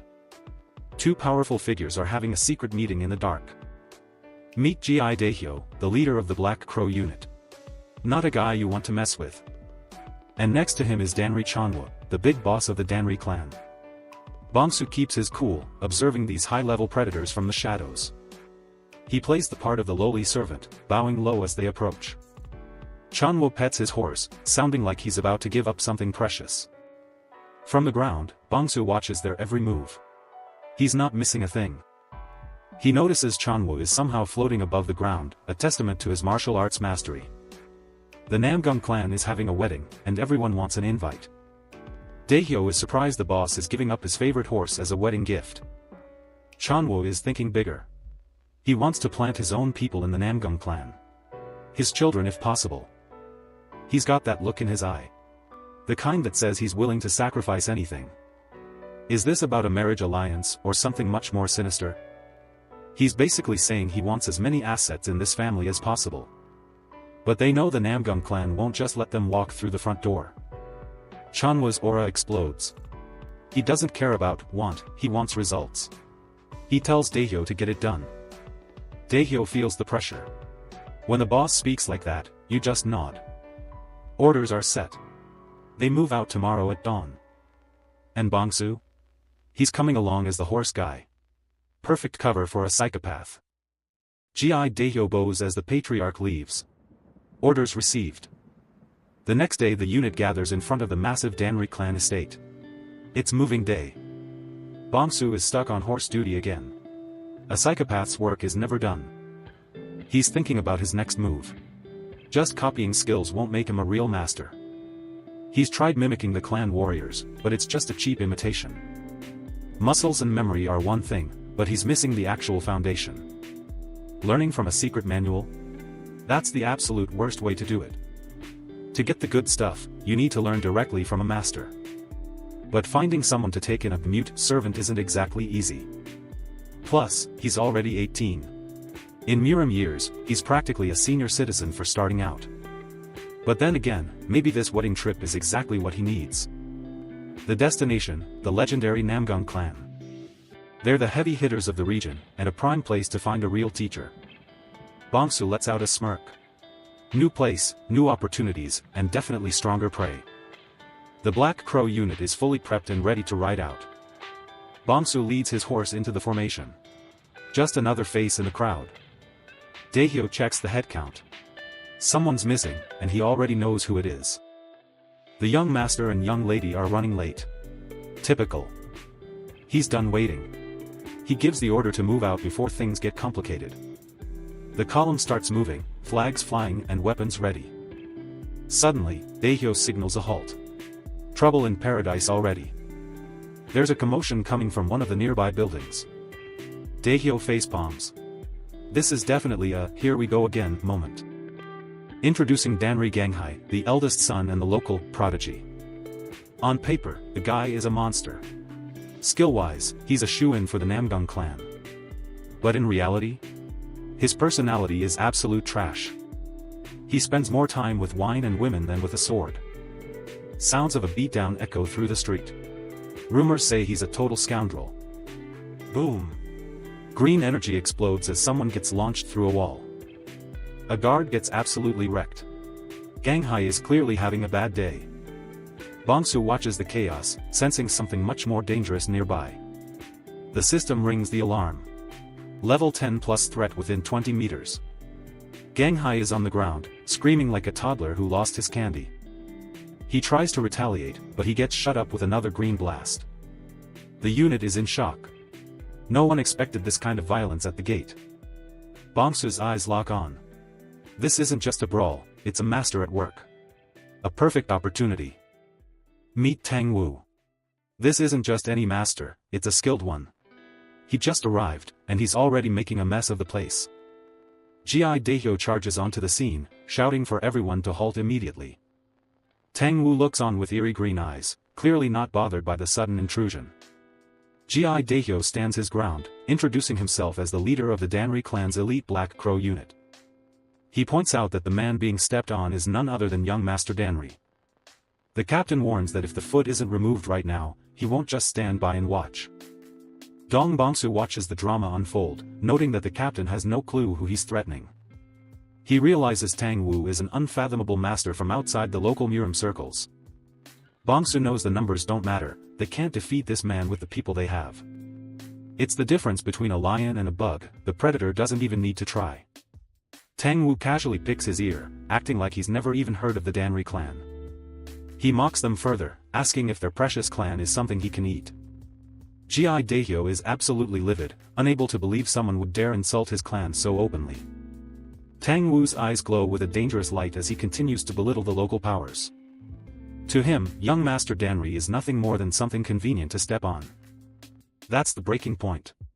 Gi Daehyo orders his entire unit to charge and save their master. The Black Crow guards rush forward with their blades drawn, hoping to overwhelm him. Tang Wu releases a sudden, massive shockwave of glowing green energy. Gi Daehyo is frozen in shock as a mysterious power hits his men before they can even reach the target. The soldiers are sent flying like ragdolls by the overwhelming force of the technique. The captain realizes with horror that he recognizes this terrifying display of power. In a split second, the soul-chasing flying butterfly wipes out every single guard. Ji Daehyo lies on the ground, trembling as he finally puts the pieces together. Tang Wu mocks the man's rotted eyes for taking this long to realize who he was facing. The legendary soul-chasing poison hand, Tang Wu, stands tall amidst the carnage. This old man is one of the 20 strongest people in the entire Murim. The world is ruled by the 2 gods, 3 monsters, 5 pinnacles, and the 10 greats. As a member of the 10 greats from the Sichuan Tang clan, he's basically a living natural disaster. Legend says if you offend him, you won't even find peace in the afterlife.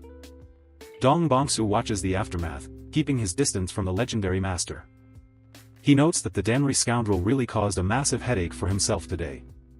Depending on how this goes, the Danri clan might actually be forced to shut down. Bongsu can only wonder how this insane situation is actually going to end. A young woman in a green dress approaches, calling out to her grandfather. Tang Hua suggests they just head out, calling the locals country folk who don't know any better. Tang Wu's terrifying aura vanishes as he gives his granddaughter a warm, grandfatherly smile. He agrees, thinking the young master has finally seen how vast the world really is. He looks back at the broken noble, who is still trembling on the ground. He offers a final warning: if the kid keeps harassing women, his life is going to be very short. He asks if they understand his mercy, while green energy still crackles around him. Ji Daehyo can barely choke out a thank you, grateful just to be alive. Tang Wu just scoffs at the display of weakness from the unit leader and waves his hand. He retracts his paralyzing needles from his soul-crushing attack. Tang Wu is ready to call it a day and head out with his granddaughter. But something stops him in his tracks. His sharp instincts are picking up a strange vibe. He scans the crowd of bowing guards and stops right when his eyes land on a lowly servant. Dong Bongsu stands there looking as unremarkable as possible, but it's not working. One predator recognizes another. The mask might be perfect, but the soul underneath isn't. The old master tells Tang Hua to stay put for a second while he checks something out. He begins walking directly toward Bongsu, ignoring everyone else on the ground. Our protagonist realizes he's the target. This wasn't part of his plan to stay hidden. He wonders why a legendary master would waste his time on a half-witted stable boy. Tang Wu stops right in front of him, creating a suffocating pressure that nobody else can feel. Tang Hua is confused, but her grandpa just says he has a quick question for this kid. Bongsu is internally sweating. There's no way this guy actually saw through his act, right? The poison master doesn't beat around the bush and demands to know his name. Bongsu stays silent, trying to figure out if he should keep playing dumb or get ready to fight. Tang Wu isn't in the mood for games. His aura flares as he repeats the question with a terrifying glare. Tang Wu stares down the kid, his eyes glowing with an eerie intensity. The Namgung representative steps in, explaining that this lowly horse handler is actually mute. The old man's interest is piqued. A mute servant with talent is even rarer. He leans in, his gaze piercing right through Dong Bongsu's disguise. Bongsu feels the pressure. This legendary master is evaluating his very soul. It's the same look a collector gives when they've stumbled upon a priceless treasure. If a monster like Tang Wu sees value in him, it's a game changer. This isn't a threat, it's the perfect opportunity for Bongsu to climb the ranks. It's time to stop playing the part of a lowly servant and start his real hunt. He needs to shed the shell of Sosum, the horse handler once and for all. Suddenly, Tang Wu reaches out and seizes the boy's arm with a surge of green energy. The grip is like iron, testing the hidden potential buried deep beneath the skin. The old man breaks out into a wild, maniacal laugh. He's found a diamond in the rough. He turns to the representative, asking if they're still heading to the Namgung clan for that alliance. When he hears Bongsu is just a horse handler, he immediately decides his fate. Tang Wu bluntly declares that he's taking the kid, leaving everyone in shock. He's already working out the logistics of getting the gift horse delivered without him. His decision is final. In this world, the strong take whatever they want. He offers to write a letter to the clan head and pay a handsome price for the boy. The representative is clearly terrified of crossing a legend like Tang Wu. One look into those cold, glowing eyes tells him there's no room for negotiation. Realizing he has no choice, the man quickly bows and hands the boy over. Tang Wu's laughter echoes through the square. This was the easiest steal of his life. He gestures for Bongsu to fall in line. The predator has a new plaything. Left behind, the Danri representative is a nervous, sweating wreck. He barks out orders to get his injured men to a physician and keep the convoy moving. As the moon rises, the party settles into a massive, lit-up estate for the night. The leader calls a halt, deciding they'll stay at the inn until the morning light. Inside, the warriors relax and drink, finally letting their guard down. But while everyone else rests, Bongsu slips away to the quiet of the stables. Sitting alone with the horses, he takes a moment to focus on his growing power. Ever since his last major battle, his mastery over the inventory system has spiked. His current range is about 1 meter, but he wonders if he can push the limit. He can instantly pull out hidden swords or fire items out like projectiles. The problem is the speed. A top-tier master would see those attacks coming easily. He picks up some sand and lets it run through his fingers. His eyes flash a predatory red as he activates the inventory divine art. The inventory begins storing the falling sand. He's mastered the basics, but he's found a much darker way to use this skill. He realizes there's a much more personal way to utilize the inventory system. He swallows some sand. He then activates his inventory as it goes down his throat. He's realized a helpful truth: anything that enters his body can be instantly shunted into his inventory. With a predatory grin, he names this broken ability the inventory divine art. Bongsu sits in the silence of the stable, but his meditation is soon interrupted. A pair of footsteps approach, accompanied by a heavy sigh of annoyance. Manhwa appears, clearly not thrilled about her grandfather's late-night errand. She looks down at him with a mix of curiosity and disdain, telling the servant to follow her. They pass through the inn, where the other warriors are still busy drinking the night away. She stops at a set of large, ornate doors and announces their arrival. Inside, Tang Wu is waiting in front of a massive, golden dragon mural. The old man doesn't waste time, ordering Bongsu to take a seat on the platform. Bongsu stays silent, walking toward the old monster as if he has nothing to fear. He sits cross-legged under the gaze of the golden dragon, waiting for the next move. Tang Wu's gaze is cold and clinical as he gives a blunt command: strip everything. Freaky grandpa. Without a second thought, Bongsu begins to shed his clothes, baring his scarred back. The room is silent as the old man evaluates the horse handler like a piece of meat. He's impressed. Despite the boy's lowly status, his physical vessel is surprisingly sturdy. He reaches for a golden box, revealing the legendary Dragon Phoenix golden needles. Manhwa is visibly shaken, realizing her grandfather is about to do something extreme. He slams the box down, the impact echoing through the quiet chamber. He starts a cryptic lesson, asking if Bongsu knows the old proverb about the oranges of the south. He explains that an orange's nature changes depending on the soil it's planted in. Bongsu listens intently, his eyes fixed on the man who holds his future in his hands. Tang Wu draws a parallel: Bongsu is a genius rotting in the sour soil of a servant's life. He places a hand on the golden box, intending to perform a ritual that will change everything. But there's a catch: it's going to be so painful that most people would choose death instead. If he survives, his muteness will be cured, and he'll be reborn as a true martial artist. The old predator leans in, his eyes burning with intensity as he asks if he's ready. Bongsu doesn't blink, staring right back into the eyes of the man who can make him a monster. Manhwa tries to intervene, terrified that her grandfather is going way too far.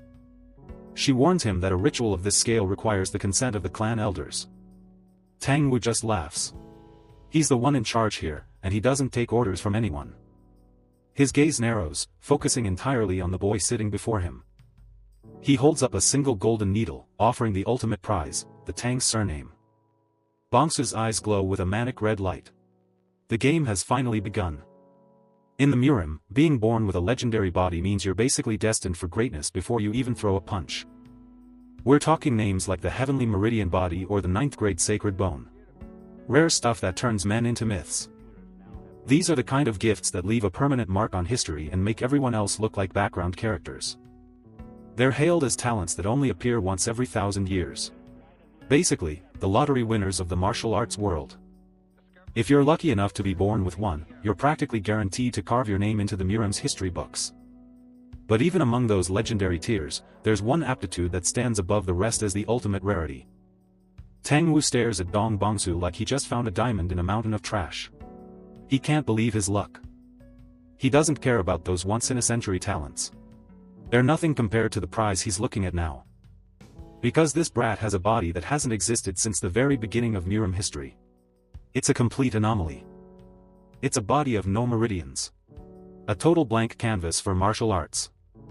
At first, Tang Wu thought he was just some ordinary guy who never trained, but the reality is much crazier. Bongsu's body completely lacks the pathways and acupoints that every human is supposed to have. It's empty. It's like looking at someone who isn't even human. There's absolutely nothing inside him. But to a fanatic like Tang Wu, no path just means he gets to carve his own legendary road through Bongsu's flesh. The old man thinks he can finally revive the lost 10,000 flower rain technique and rule the Murim. Once he pulls this off, every major clan will have no choice but to bow down to the Tang family name. Tang Wu's practically glowing with greed. He sees the entire family's future right in the palm of his hand. He decides to make Bongsu an offer, accept the Tang surname and become the key to their revival. The elder leans in, demanding to know if Bongsu is ready to leave his old life behind. Bongsu just gives a silent nod, playing along with the old man's delusion perfectly. Tang Wu is delighted. But he warns him that the name isn't free. He still has to prove himself before the rest of the clan elders. The ritual he's about to perform is brutal. There's a very real chance Bongsu won't survive the night. Tang Wu stares into his eyes, asking one last time if he's ready to risk everything for power. Bongsu just stares back with those cold, red eyes. He's not scared, he's just waiting for the show to start. The old man gives a sinister smile, satisfied with Bongsu's silence.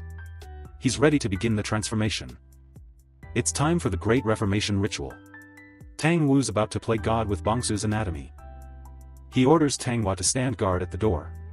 Nobody else gets to see what happens in this room. She steps out into the hallway, leaving the two of them alone in the dark, heavy silence. Tang Wu begins to hover, glowing with toxic green chi as a dozen needles dance around him. The needles are poised to strike, ready to carve artificial meridians directly into Bongsu's flesh. Tang Wu announces the start of the ritual. He's clearly enjoying the power trip. A glowing needle pierces straight through the top of Bongsu's skull. Most people would be screaming by now. Bongsu just sits there, completely still. He's letting the old man do all the hard work for him. But his mind goes to work. He realizes Tang Wu and his goons are using sound transmission to talk secrets, thinking Bongsu is totally oblivious. But they forgot one thing, Bongsu knows how to read lips. He's hearing every dirty detail of their plan. They keep yapping about his body of no meridians, treating him like some historical miracle. Bongsu's just thinking about how absurd it all is. He doesn't have meridians because he's made of code. He knows the status window is only visible to himself. He realizes he's become a strange hybrid that doesn't fit into the rules of this world or his old game. Since Tang Wu has no clue about the system, he just invented his own crazy theory to explain the glitch. Bongsu decides to just lean into it. If they want to treat him like a legend, he'll act the part until it's time to strike. Tang Wu is meticulous, placing every needle with the precision of a master. He's not just healing, he's rebuilding Bongsu from the ground up. Bongsu's back is a pincushion of glowing green energy. Even with these temporary paths, the chi flow is flawless. It's like the body was just waiting for someone to finally draw the map. In fact, the energy is moving several times faster than an ordinary martial artist's. Bongsu's body is a literal high-speed highway. Tang Wu is absolutely floored. He's never seen anything like this in his life. He can't help but glaze. But admiration turns to paranoia. A talent this great is way too dangerous to leave unchained, so he reaches for a secret weapon. He pulls out a box of goo, poisonous insects bred for control and murder. It's a classic Murim elder move. He picks out a nasty-looking centipede. This is his failsafe to make sure Bongsu stays a loyal little puppet forever. Tang Wu knows he has to be extra cautious. If he can't own this monster, he'll have to be the one to end it. Without a second thought, he slips the parasite right into Bongsu's ear. "Welcome to the family, kid. Mind the bugs." The elder's expression is pure nightmare fuel. If he can't possess this talent, he'll shred it so nobody else can have it either. With the insurance policy installed, Tang Wu starts pulling out the needles. The long night of reformation is finally over. As dawn breaks, a new era for the Tang family begins. At least, that's what the old man tells himself. Tang Wu declares the ritual complete. He's finally got the god-tier weapon he's been dreaming of for centuries. He tells Bongsu his days as a lowly horse handler are done. He's a member of the elite Tang clan now. Bongsu looks like he's been through the ringer, but he's alive and listening to his new master's orders. Tang Wu gives him a new name to match his new life. From now on, the world will know him as Tang Sam. Bongsu quietly accepts the name. He's playing the part of the perfect, obedient disciple to a T. The doors open, and Tang Hua watches as the bemute horse handler steps out as a completely different man. He steps out into the morning light, leaving the dark ritual room behind. A new path is laid out before him. From the back, he looks like a hero in the making. But Tang Wu should have checked his insurance policy one last time. As soon as he's alone, Bongsu's hand glows with that familiar blue system light. He summons the goo in his hand and crushes it in the palm of his hand. A predatory smirk creeps across his face. The Pemute Sosum is officially dead and gone. The facade is over. The psychopath is back, and he's just secured a golden ticket to the top of the Murim. Tang Sam of the Sichuan Tang family.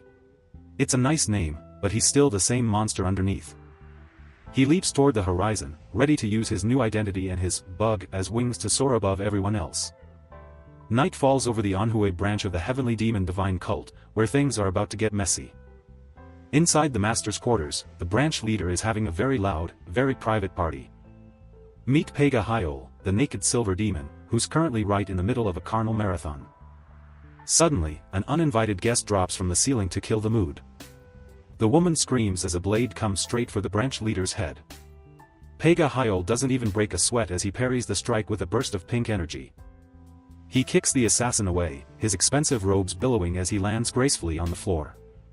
He stares down the masked intruder, looking more annoyed than actually threatened. But as Pega Hyol looks down at himself, his face immediately drops. He's devastated because a drop of blood just ruined his high-end silk robes from the west. He glares at the assassin, demanding to know if he has any idea how much that silk costs. The guy is genuinely more pissed about the fashion disaster than the murder attempt. The masked assassin doesn't care about the dry cleaning bill and prepares to strike again. He lunges forward, trailing dark smoke with the ink light killing sword technique. Hyol summons a sword into his hand like he's Thor. The two energies clash, but the silver demon's power is clearly on another level.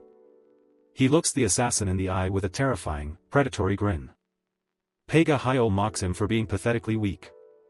With a casual flick of his wrist, he sends the guy flying across the room. He follows up instantly, ready to turn this intruder into a permanent floor decoration. A massive web of pink energy erupts, sealing the assassin's fate.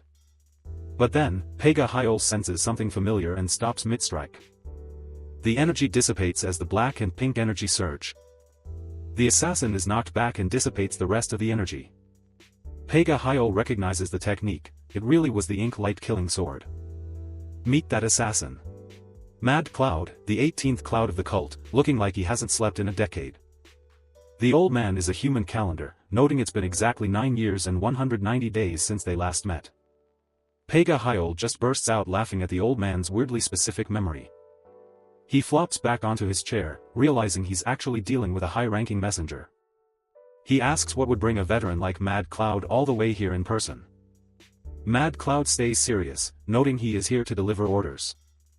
The mission is simple but terrifying, the first stratagem. Pega Hyol's playful attitude vanishes the moment he hears the name.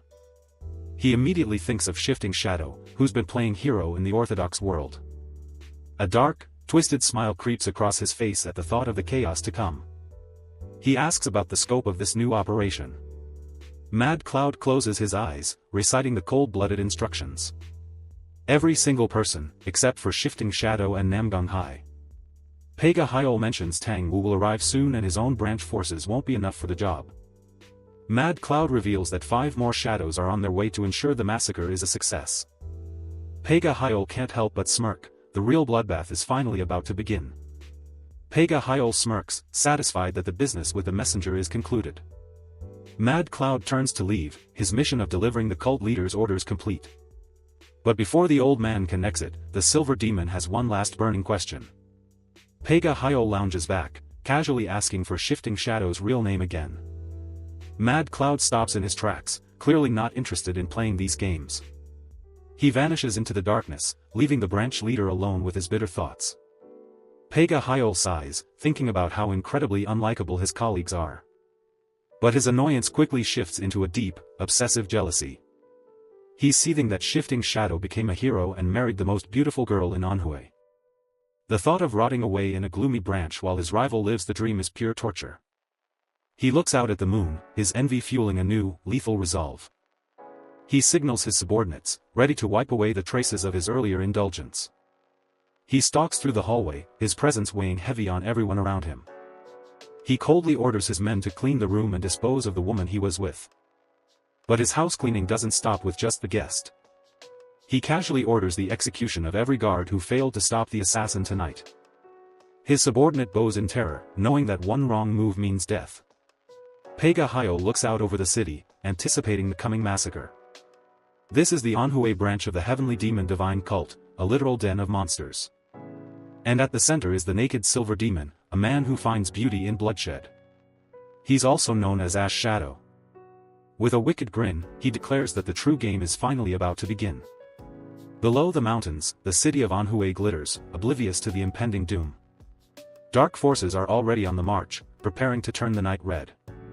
Meanwhile, on the outskirts, a caravan finally pulls to a stop. Tang Wu notes that they've arrived much sooner than he anticipated.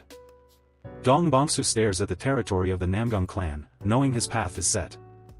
They've reached Manhwa, and for our Murim Psychopath, things are about to get very interesting. The Namgung estate is decked out for a massive wedding banquet. Looks like the party of the century. But the vibe dies fast when a guard starts bullying some beggars at the gate. The poor guys are just asking for a single bowl of rice to split. The guard isn't having any of it. He looks like he's about to snap. He screams at them to get lost, completely trashing the festive mood. Then he straight up kicks the guy while he's down. Real classy move. The beggars tumble back, terrified of the guard's temper. Just as things get ugly, someone steps out to see what the noise is about. Meet Do Hyo-ok, the groom-to-be and apparently the most perfect guy in the Murim. The guard immediately tries to play it off as just cleaning up some trash. The guests start whispering, practically swooning over how handsome and tall he is. He ignores the guard and walks straight toward the man on the ground. Do Hyo-ok offers a hand with a saint-like smile, asking if the guy is okay. Then he tells the guard to stop being a jerk and actually feed these people. The guard can only bow and obey, completely outmatched by his kindness. The crowd is eating it up, calling him a rising star with a heart of gold. Rumors say he's a legend who single-handedly took down the Yin-Yang twin demons. Plus, he's supposedly the heir to an ancient, legendary martial arts style. But the peaceful moment is cut short by a much louder, meaner entrance. It's Tang Wu, the soul-chasing poison hand, and he definitely didn't come for cake. He palms this entire guy's dome to push him out the way. The old man is a complete menace, physically clearing a path through the crowd. He calls them all useless, making sure everyone knows he's the top dog here. Do Hyo-ok keeps that calm mask on while watching the chaos unfold. Tang Wu lets out a shout that practically shakes the ground, demanding silence. He stands there looking for a fight, daring anyone to even look at him wrong. He's tired of the whispering and wants everyone to say their piece to his face. Hyo-ok steps up, trying to play peacemaker with the grumpy elder. He bows with perfect etiquette, introducing himself with zero ego. Tang Wu just scoffs, unimpressed that this is the kid everyone's talking about. He takes a real close look, his eyes narrowing like he's searching for a crack. His verdict? Meeting the legendary hero in person is a total disappointment. Without a second glance, he demands to see Namgung Byok and heads inside. Do Hyo-ok doesn't even flinch, offering to personally guide the old man to the hall. From the shadows, Dong Bongsu watches the hero walk away, and something feels off. His psychovision kicks into high gear as he locks onto the man's every move. Suddenly, his system screams an alert, there's a high-level enemy nearby. He ignores the old man and focuses entirely on the way Do Hyo-ok is walking. He realizes the real threat isn't the loud elder, but the perfect guy in front. Bongsu's eyes glow red as he peels back the layers of the hero's disguise. He notices that everything about the man's body is eerily symmetrical. Humans aren't supposed to be this perfect. Bongsu just found another predator. Bongsu realizes this guy is a fellow predator, just wearing a much better mask. He's a monster hiding in human skin, just like Bongsu himself. They arrive at the King's Hall, the heart of the Namgung clan's power. The place is literally decorated with the swords of past clan heads. Tang Wu isn't impressed by the show of force. He's seen it all before. He scoffs at the kings who think they're special just for being buried with fancy steel. Du Hyo-ok tries to keep things formal, but the old man has zero patience. Tang Wu just charges ahead, not waiting for an invitation or announcement. He kicks the doors wide open, making a legendary entrance. Inside, Namgung Bayok is caught off guard. The clan head greets him with genuine respect, calling him uncle. Tang Wu just grumbles about Bayok losing his dignity and acting like a kid. The old poison master flashes a grin that would make most people run. But Bayok just laughs it off. These two go way back. Tanghua watches from the back, shocked to see her grumpy grandpa acting friendly. Namgung Hai steps forward, her graceful presence cutting through the room. She gives a warm welcome to her old friend Hua, looking like a total saint. Tanghua can't help but tease her, noting that the bride has gotten even prettier. Du Hyo-ok joins in, smooth as silk while he apologizes for the chaos. He introduces himself to Hua, who immediately asks if she can call him brother-in-law. The joke hits home, and poor Namgung Hai turns bright red. Hua keeps the pressure on, joking about how the shyest girl is getting married first. Hai is completely flustered, wishing she could just disappear. The laughter dies down as Du Hyo-ok turns his attention to the silent servant. Bongsu is just standing there, trying to blend into the shadows. He gives a quick bow and introduces himself as the simple servant, Tang Sam. Hyo-ok puts on his most charming smile and reaches out for a handshake. Bongsu stares at the hand like it's a snake, knowing what's behind that mask. His predator instincts are screaming. This guy is dangerous. They shake hands, a normal gesture hiding a battle of pure monsters. Hyo-ok breaks the silence, mentioning he's planning a little midnight trip. He wants to take Hai out to Soho Lake under the full moon. Then he throws a curveball, inviting Hua and the servant to come along. He flashes a perfect smile. He looks right at Bongsu, making it clear this invitation isn't optional. Game on. Soho Lake looks like a total vibe tonight, but the piece is definitely just for show. The whole squad is hanging out on the deck, taking in the moonlight and just chilling.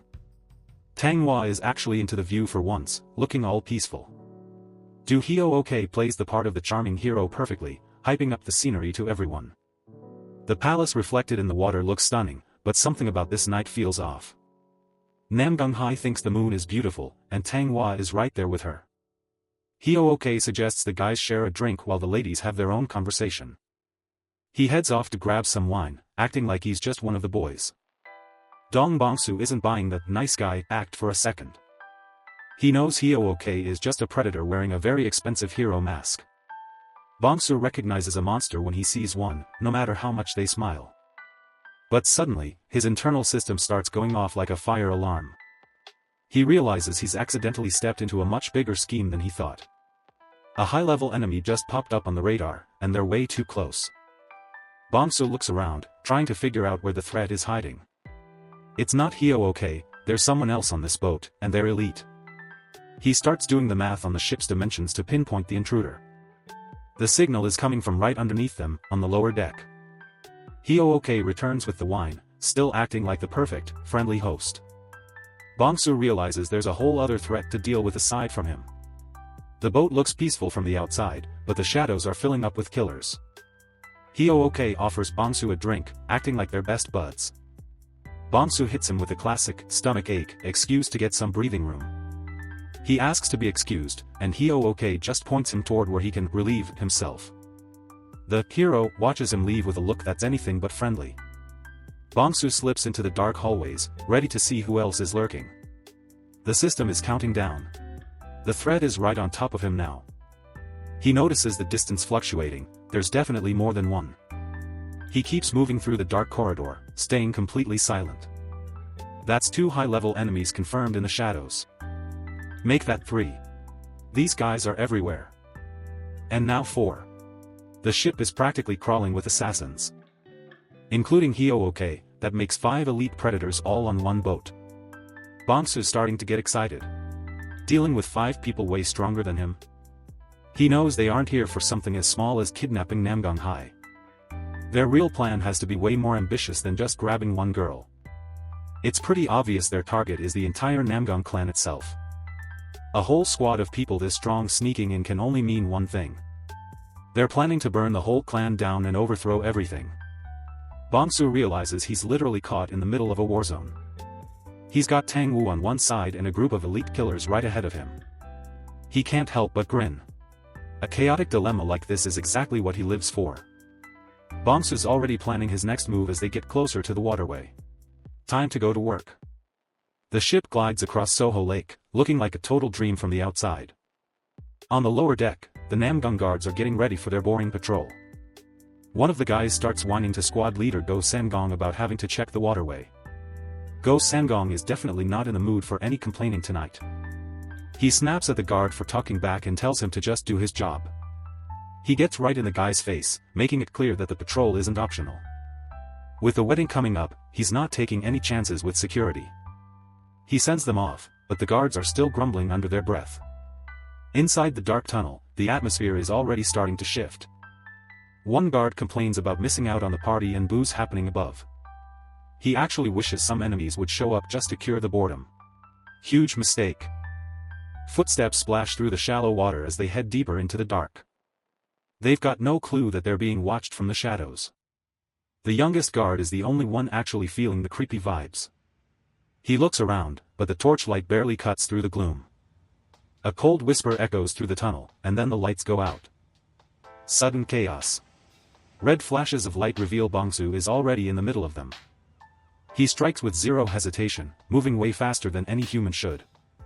One guard gets slashed before he can even process what's happening. It's a complete bloodbath in the dark, and Bongsu is loving every second of it. A sword clatters into the water, and then everything goes dead silent. The only sound left is the water rippling around the fresh bodies. Back outside, Go Sangong is just yawning, completely oblivious to the massacre. He's getting annoyed that his men are taking so long to come back. He figures they're just slacking off in the dark like usual. He finally grabs a torch and decides to go find them himself. He walks into the tunnel, calling out for the youngest to stop playing around. He stops dead in his tracks when his light hits something floating in the water. It's a severed arm. Panic mode officially sets in. He starts sprinting through the tunnel, screaming for Dachil and the others. He rounds the corner, desperately hoping it's some kind of sick joke. His face goes completely pale as the torch reveals the full nightmare. The arm he found wasn't just left behind, it was a spare part. Bongsu has butchered the entire squad and pinned them to the wall like some twisted art gallery. Go Sangong is frozen, looking at the literal human sculpture in front of him. Bongsu is just chilling in the middle of all that gore like it's a normal Tuesday.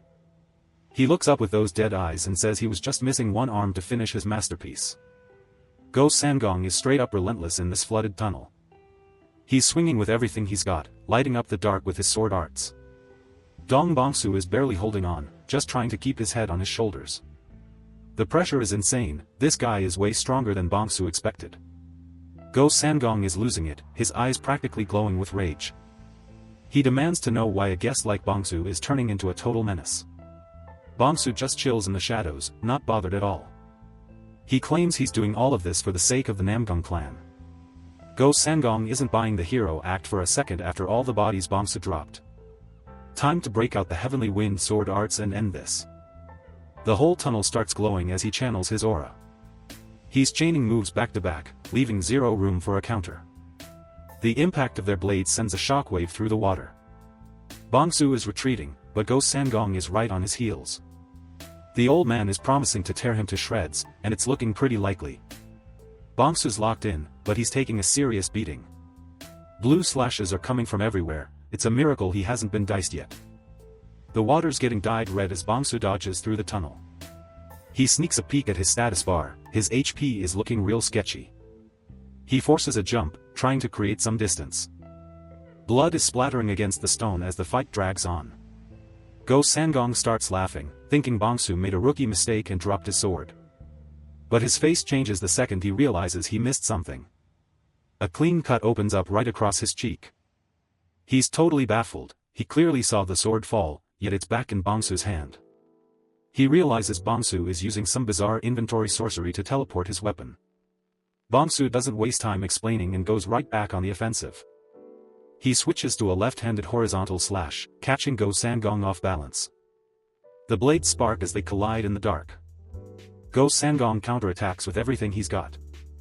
The sword vanishes again, and the old man is officially spooked. An absolute explosion of energy lights up the entire tunnel system. They smash out of the tower.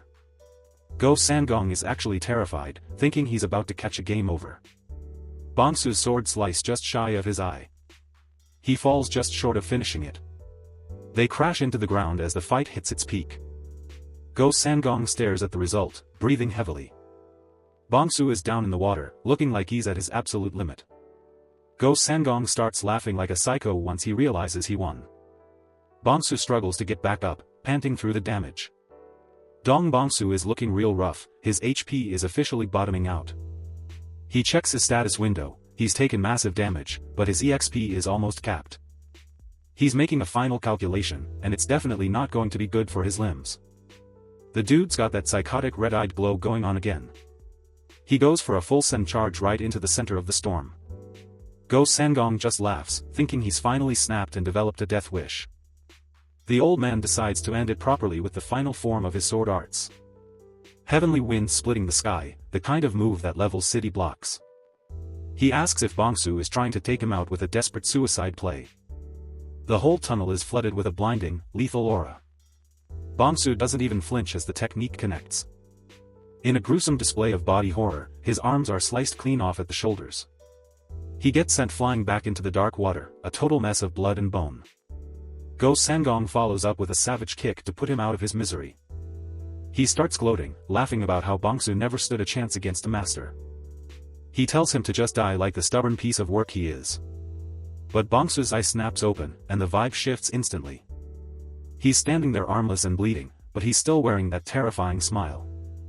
A surge of blue light starts pouring out of his mouth and eyes. Go Sangong's gloating stops real quick as he realizes something is very wrong. A massive explosion of pure system energy erupts from Bongsu's core.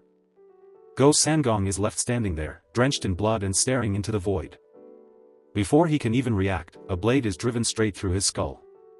The great master of the Namgung clan hits the water face first, dead before he can blink.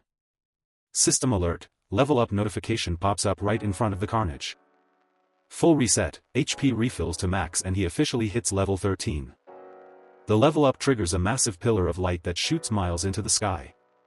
From an aerial view, the beacon of light is visible across the entire city of Anhui. The Namgung clan members watch the phenomenon in absolute shock. Even Pega Hyol, busy with his own kills, is forced to stop and wonder what just happened. Back in the shadows, Bongsu starts tending to his fresh wounds. He leaves behind another blood-red masterpiece to mark his victory. It's a rough night at the Danri clan, the whole place is basically a dumpster fire. The clan head, Danri Chanhwa, stands in the middle of the chaos, just watching his legacy burn. Then this masked menace walks out of the smoke with some serious main character energy. He stops right in front of the old man, letting the tension sit there for a second. Chanhwa is actually shook, demanding to know who the hell this guy even is. The masked man isn't here for a chat though, he just goes straight for the head. Just like that, the clan head is down. Brutal. He drops a cryptic message for someone named Hoyang and just dips. Over on a nearby hill, the announcement is made, the Danri clan has officially been deleted. Time for the great plan. Pega Hyol is just vibing in the dark, checking out the aftermath of the massacre. He finds a fallen girl from the clan and complains that the whole experience was kind of mid.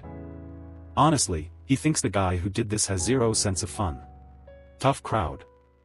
But then he spots a massive glow coming from the Namgung clan across the water. That definitely wasn't part of the script, their strategist wouldn't send a signal that's this loud and flashy.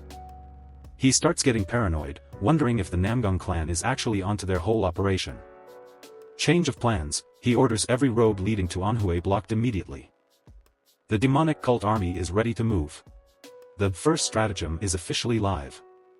Meanwhile, back at the Namgung estate, the guards have found something that's definitely going to ruin their night.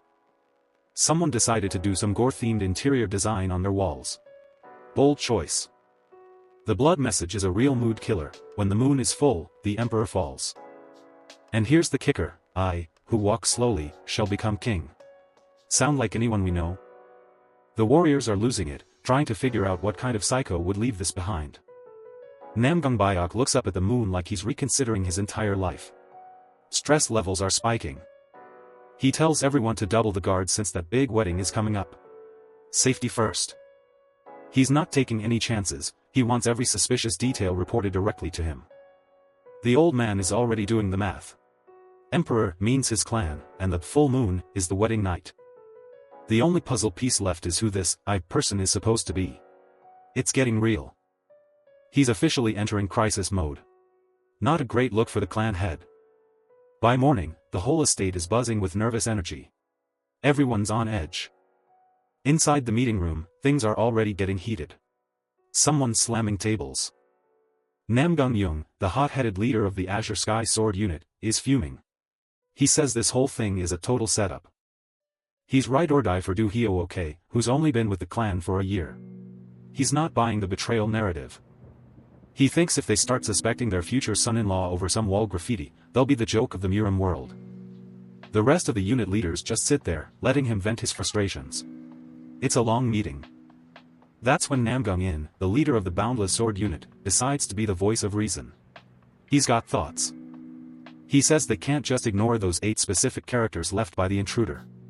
Words matter. He points it out clearly, the phrase, walking slowly, is a direct reference to Do Hyo-ok's name. The math is starting to math. Jung is absolutely speechless. The evidence is hitting way too close to home. In continues his analysis, noting that the intruder wasn't even trying to stay under the radar. They killed warriors in broad daylight and left a message with an undeniable meaning. They wanted to be seen. This wasn't just a basic spy mission, they were trying to send a massive signal to the entire clan. He asks if they all missed that blinding flash of light from the night before. This ghost didn't just vanish, he flexed. Namgung-young is still losing it, yelling about why they would even consider arresting Do Hyo-ok based on an unconfirmed frame-up. He's also worried about how his daughter is supposed to face the public if their family prestige gets dragged through the mud. Finally, someone calls for order and the room actually goes quiet for a second. Namgung-byok, the clan head, acknowledges that both of them have valid points regarding the suspicious intruder and the need for caution. He mentions that investigation units are already out in the field trying to get some real answers. Apparently, the Heavenly Thunder unit has already gone scouting towards Hefei to see what's really going on. Cut to the outside, it's a beautiful full moon, but the vibe is definitely off. It's too quiet. Suddenly, someone is sprinting through the halls, their footsteps echoing through the entire estate. A messenger bursts in with an urgent report that's definitely not going to be good news for anyone. It's Namgung-hu, the Heavenly Thunder unit leader, and he looks like he's just seen a ghost. Or worse. The elders ask him what happened, and he can barely get the words out through his panic. He reports that the unit members who went scouting towards the north, well, they're gone. Not a single one of them has returned to the clan. 0. Dark times. Jung is stunned. Hefei isn't even that far, so someone should have been back by now if things were normal. Who explains that they were supposed to return within 2 hours, but the entire team has completely vanished. Byok puts a hand on his shoulder, trying to stay calm while asking what Who thinks actually happened out there. Who looks down, voice trembling as he says the Namgung clan is being completely boxed in by enemies. Outside, a massive army is shown surrounding the entire region under the pale moonlight. It's a full-on siege. Jung is back to yelling, wondering who could possibly have the numbers to pull off a move this big. The elders are listing off potential enemies, trying to make sense of the nightmare unfolding around them. Byok wonders if the 18 water channels of the Yangtze River are behind this, but that doesn't quite fit. They have a treaty with those guys, and they're mostly a naval force that wouldn't push this far inland. It doesn't add up. But whose report means the inland direction is also cut off, they are officially trapped. Jung is losing his mind, asking if an organization with that kind of power even exists in the first place. The room falls into a heavy silence as the reality of their situation finally sinks in. It's bad. Namgung-in speaks up, his face pale as he realizes there's only one group in all of Murim that could do this. The Heavenly Demon Castle. The demonic cult is literally at their front door. Game over. Cut to the dark halls of the estate where the prophecy is literally coming true right in front of us. When the moon is full, the Emperor falls. The timing is absolutely perfect. Dong Bongsu is standing there with a psychotic grin, officially ready to watch the entire world burn. Talk about a villain arc. Everything's quiet at the Tang family estate for once. Just a peaceful courtyard vibe. Dong Bongsu is right in the middle of it, doing some deep focus meditation that actually glows. He's totally locked in, looking like he's about to hit a major breakthrough. His hand starts crackling with blue energy like he's charging up a battery. He begins lightly floating as he reminisces on the past. He clashes with Go Sangong, and the whole place just lights up with blue chi. It's pure chaos. Bongsu realizes that if Go Sangong had just timed that one move better, it would have been a wrap. Staring at that massive silhouette in the rain, he knows he was one mistake away from catching an L. The realization hits hard, actual martial arts are just built different compared to game abilities. He decides right then and there that he needs to master this stuff if he wants to stay at the top. More energy surges as he pushes past his limits again. Everything explodes into a blinding flash of blue. Bongsu finishes the job, sending energy rippling through the air as Go Sangong goes down. It's over. Go Sangong is face down on the ground, completely out of the fight. Bongsu takes a breath, looking absolutely exhausted but satisfied that he actually won. He can feel the insight from the duel settling in. This technique is honestly insane. His meridians are glowing through his skin. It's temporary, but the experience is sticking. He stares up at the sky, feeling like true martial arts are finally within his reach. The system chimes in, he just hit level 13. Time for the first class advancement.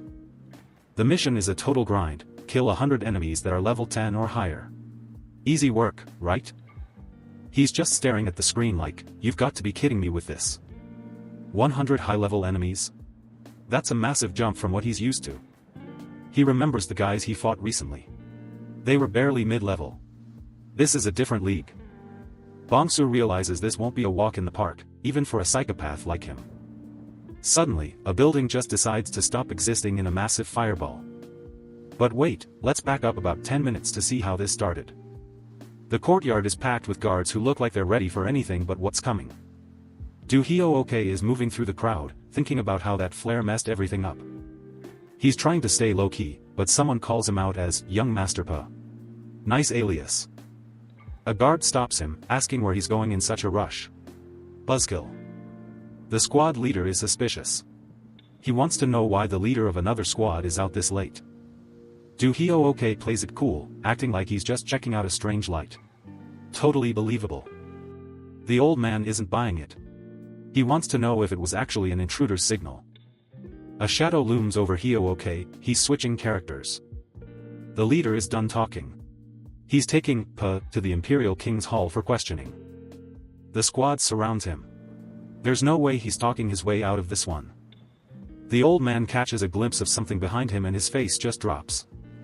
Do Hyo-ok drops the act and shows his true, psychotic self. The long tongue is a lot. The leader screams his name as everything starts going south really fast. Boom. The Imperial King's Hall goes up in smoke. So much for that questioning session. The old man is just in pure shock watching the building burn. That's not good.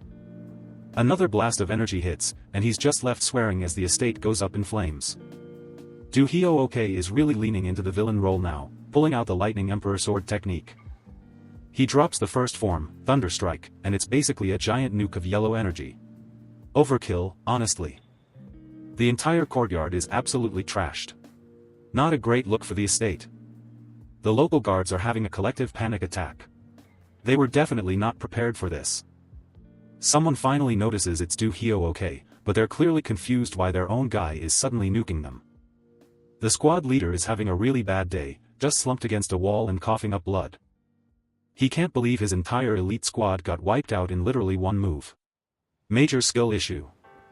Do Hyo-ok is just casually walking through the debris like a final boss. The aura is actually kind of terrifying. Everyone else is just standing there paralyzed. The vibes are officially immaculate for a massacre.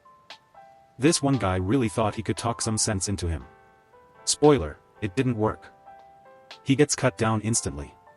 Do Hyo-ok is really not taking questions at this time. The rest of the guards are realizing they're next. The look on their faces is pure, I should have stayed in bed today. Total stampede. Young Master Pa has gone mad. Yeah, that's one way to put it. The squad leader is trying to process that this isn't the guy he thought he knew. Identities are hard. Do Hyo-ok is just grinning like a total menace. He's about to finish the job and he's enjoying it too much. Another blast of lightning just to make sure the leader stays down for good. No second chances. Then Tang Wu finally shows up with that "what do you think you're doing" energy. This is about to get interesting. Bongsu watches from a distance, recognizing the heavy hitter that just arrived on the scene. He isn't even breaking a sweat, watching the patriarch intervene exactly like he planned. A massive explosion of green energy rocks the estate. Tang Wu definitely knows how to make an entrance. Tang Wu sticks the landing, looking like he's about to end this man's whole career. He checks on Go Sangong, who's still down for the count after his earlier fight with Hyo-ok. The patriarch walks through the smoke while the demon's voice mocks how soft the Murim has become. The Yin-Yang twin demon shifts into his dark form, looking like a literal sleep paralysis demon while he talks about betrayal. He's back in human form, laughing like the situation isn't completely unhinged. Tang Wu isn't here for the small talk and starts charging up his signature poison technique. He demands the demon spill the tea on who he's really working for before things get messy. The demon just smirks, low-key impressed by the old man's energy but still not worried. Bongsu is already clocking the exit, sensing that the guy is just looking for a chance to dip. He watches the demon's every move, wondering why the guy is just standing there alone in the middle of a battle. Tanghua pops up behind some rubble, wondering why her grandpa is suddenly doing the most in the front yard. Bongsu notices the demon's eyes shift toward Hua and realizes the guy is about to pull a dirty move. The demon straight up launches himself toward the girl with a creepy "found you." Tang Wu tries to shut it down with a barrage of needles, but the guy is already in motion. A massive yellow flash of energy tears through the area. Tang Wu's eyes go wide. The guy actually threw his sword mid-battle just to catch them off guard. Tang Hua is standing right in the path of the attack, completely frozen in place. Tang Wu screams her name, but he's too far away to make the save in time. Hua looks like she's about to get no-diffed by the incoming energy blast. Out of nowhere, Bongsu grabs her and pulls off a clutch save, sprinting out of the danger zone. The ground where she was standing gets absolutely vaporized in a massive explosion. A huge crater is all that's left of the spot. The power level here is officially off the charts. Tang Wu rushes through the dust, fearing the worst for his granddaughter. He finds her safe and sound, but he's completely stunned to see Tang Sam was the one who rescued her. Bongsu is just standing there holding Hua like it's just another day at the office. The old man is so shocked he can barely even get a thank you out. From the roof, the demon lets out a manic laugh, finding the whole scene hilarious. He's got that creepy grin on his face, looking like he just found his new favorite toy. Bongsu is staring straight at him. He can tell the demon is a true master, someone who could actually trade blows with Tang Wu. The demon gives a sarcastic goodbye to the great hero Tang before making his exit. He shoots one last look at Tang Wu, promising that they'll be seeing each other again real soon. Before he leaves he notices something. Bongsu's hitting his psychopath face again. The demon is shaken. He came for a quick job but found a literal monster instead. He starts putting the pieces together, realizing that one guy has been behind all the chaos. The demon realizes he's finally found a worthy opponent, and he's officially obsessed. The Yin-Yang twin demon dips, leaving with a cryptic promise to see Bongsu again. Back at the Tang estate, the realization finally hits that they've been completely played. Meanwhile, the Namgung clan's king's hall is looking more like a giant bonfire than a palace. Namgung Bayok is just sitting in the middle of the wreckage, surrounded by corpses pinned to the walls. It's a bad look when the guy Du Hyo-ok supposedly killed is actually one of the victims here. The patriarch finally realizes that Du Hyo-ok's marriage and every single move was just a setup.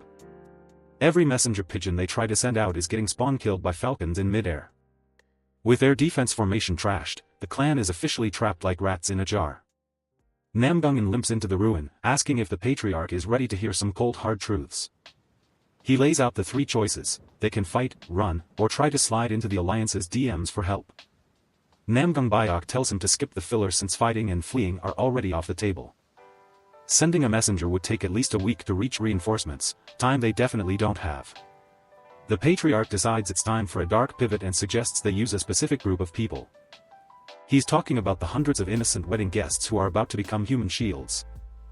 A huge full moon hangs over the water tonight. The Namgung estate looks peaceful from this distance. Inside, Bayok is eyeing the new guy and asks her uncle what his deal is. Tang Wu tells them to relax because Tang Sam is officially family and completely trustworthy. Namgung Bayok begs Tang Wu to take their guests and escape to Soho Lake for reinforcements. Tang Wu just scoffs at the idea. He knows the enemy is built different and most of them won't make it. Bayok bows his head, admitting that the elder probably knows the score better than he does. He explains that if they can make it to the Yangtze River, they'll get help from the waterway strongholds. The ships are already prepped and everyone's gathered at the South Water Gate. When Tang Wu asks for the timeline, Bayok says they need to bounce immediately. Tang Wu agrees to get ready and starts heading out. Bayok stops him for one more favor before he goes. He asks Tang Wu to take Namgung Hai along too because he doesn't want her seeing him lose. Tang Wu stops and looks back, sensing something's off. He asks if that's really all the elder has to say. Bayok looks completely broken, admitting he's scared they won't even last another 10 days. Tang Wu straight up calls him a crazy bastard for losing hope. His eyes start glowing green. He's not letting this clan go down while he's around. He shouts at Bayok to hold the line while he goes to get those reinforcements. Up on the roof, Tang Sam is just watching the moon and vibing. He figures saving Tang Hua was a solid move since it let him hear the whole plan firsthand. Meanwhile, Hua is in the garden, losing it over whatever her grandpa's cooking up. The two of them meet up by the water and the silence is loud. Tang Hua is struggling. She has zero clue how to act around him now. She's blushing so hard it's actually painful to watch. She finally manages to thank him for saving her life earlier. Then she immediately tells him not to get any ideas, acting all flustered.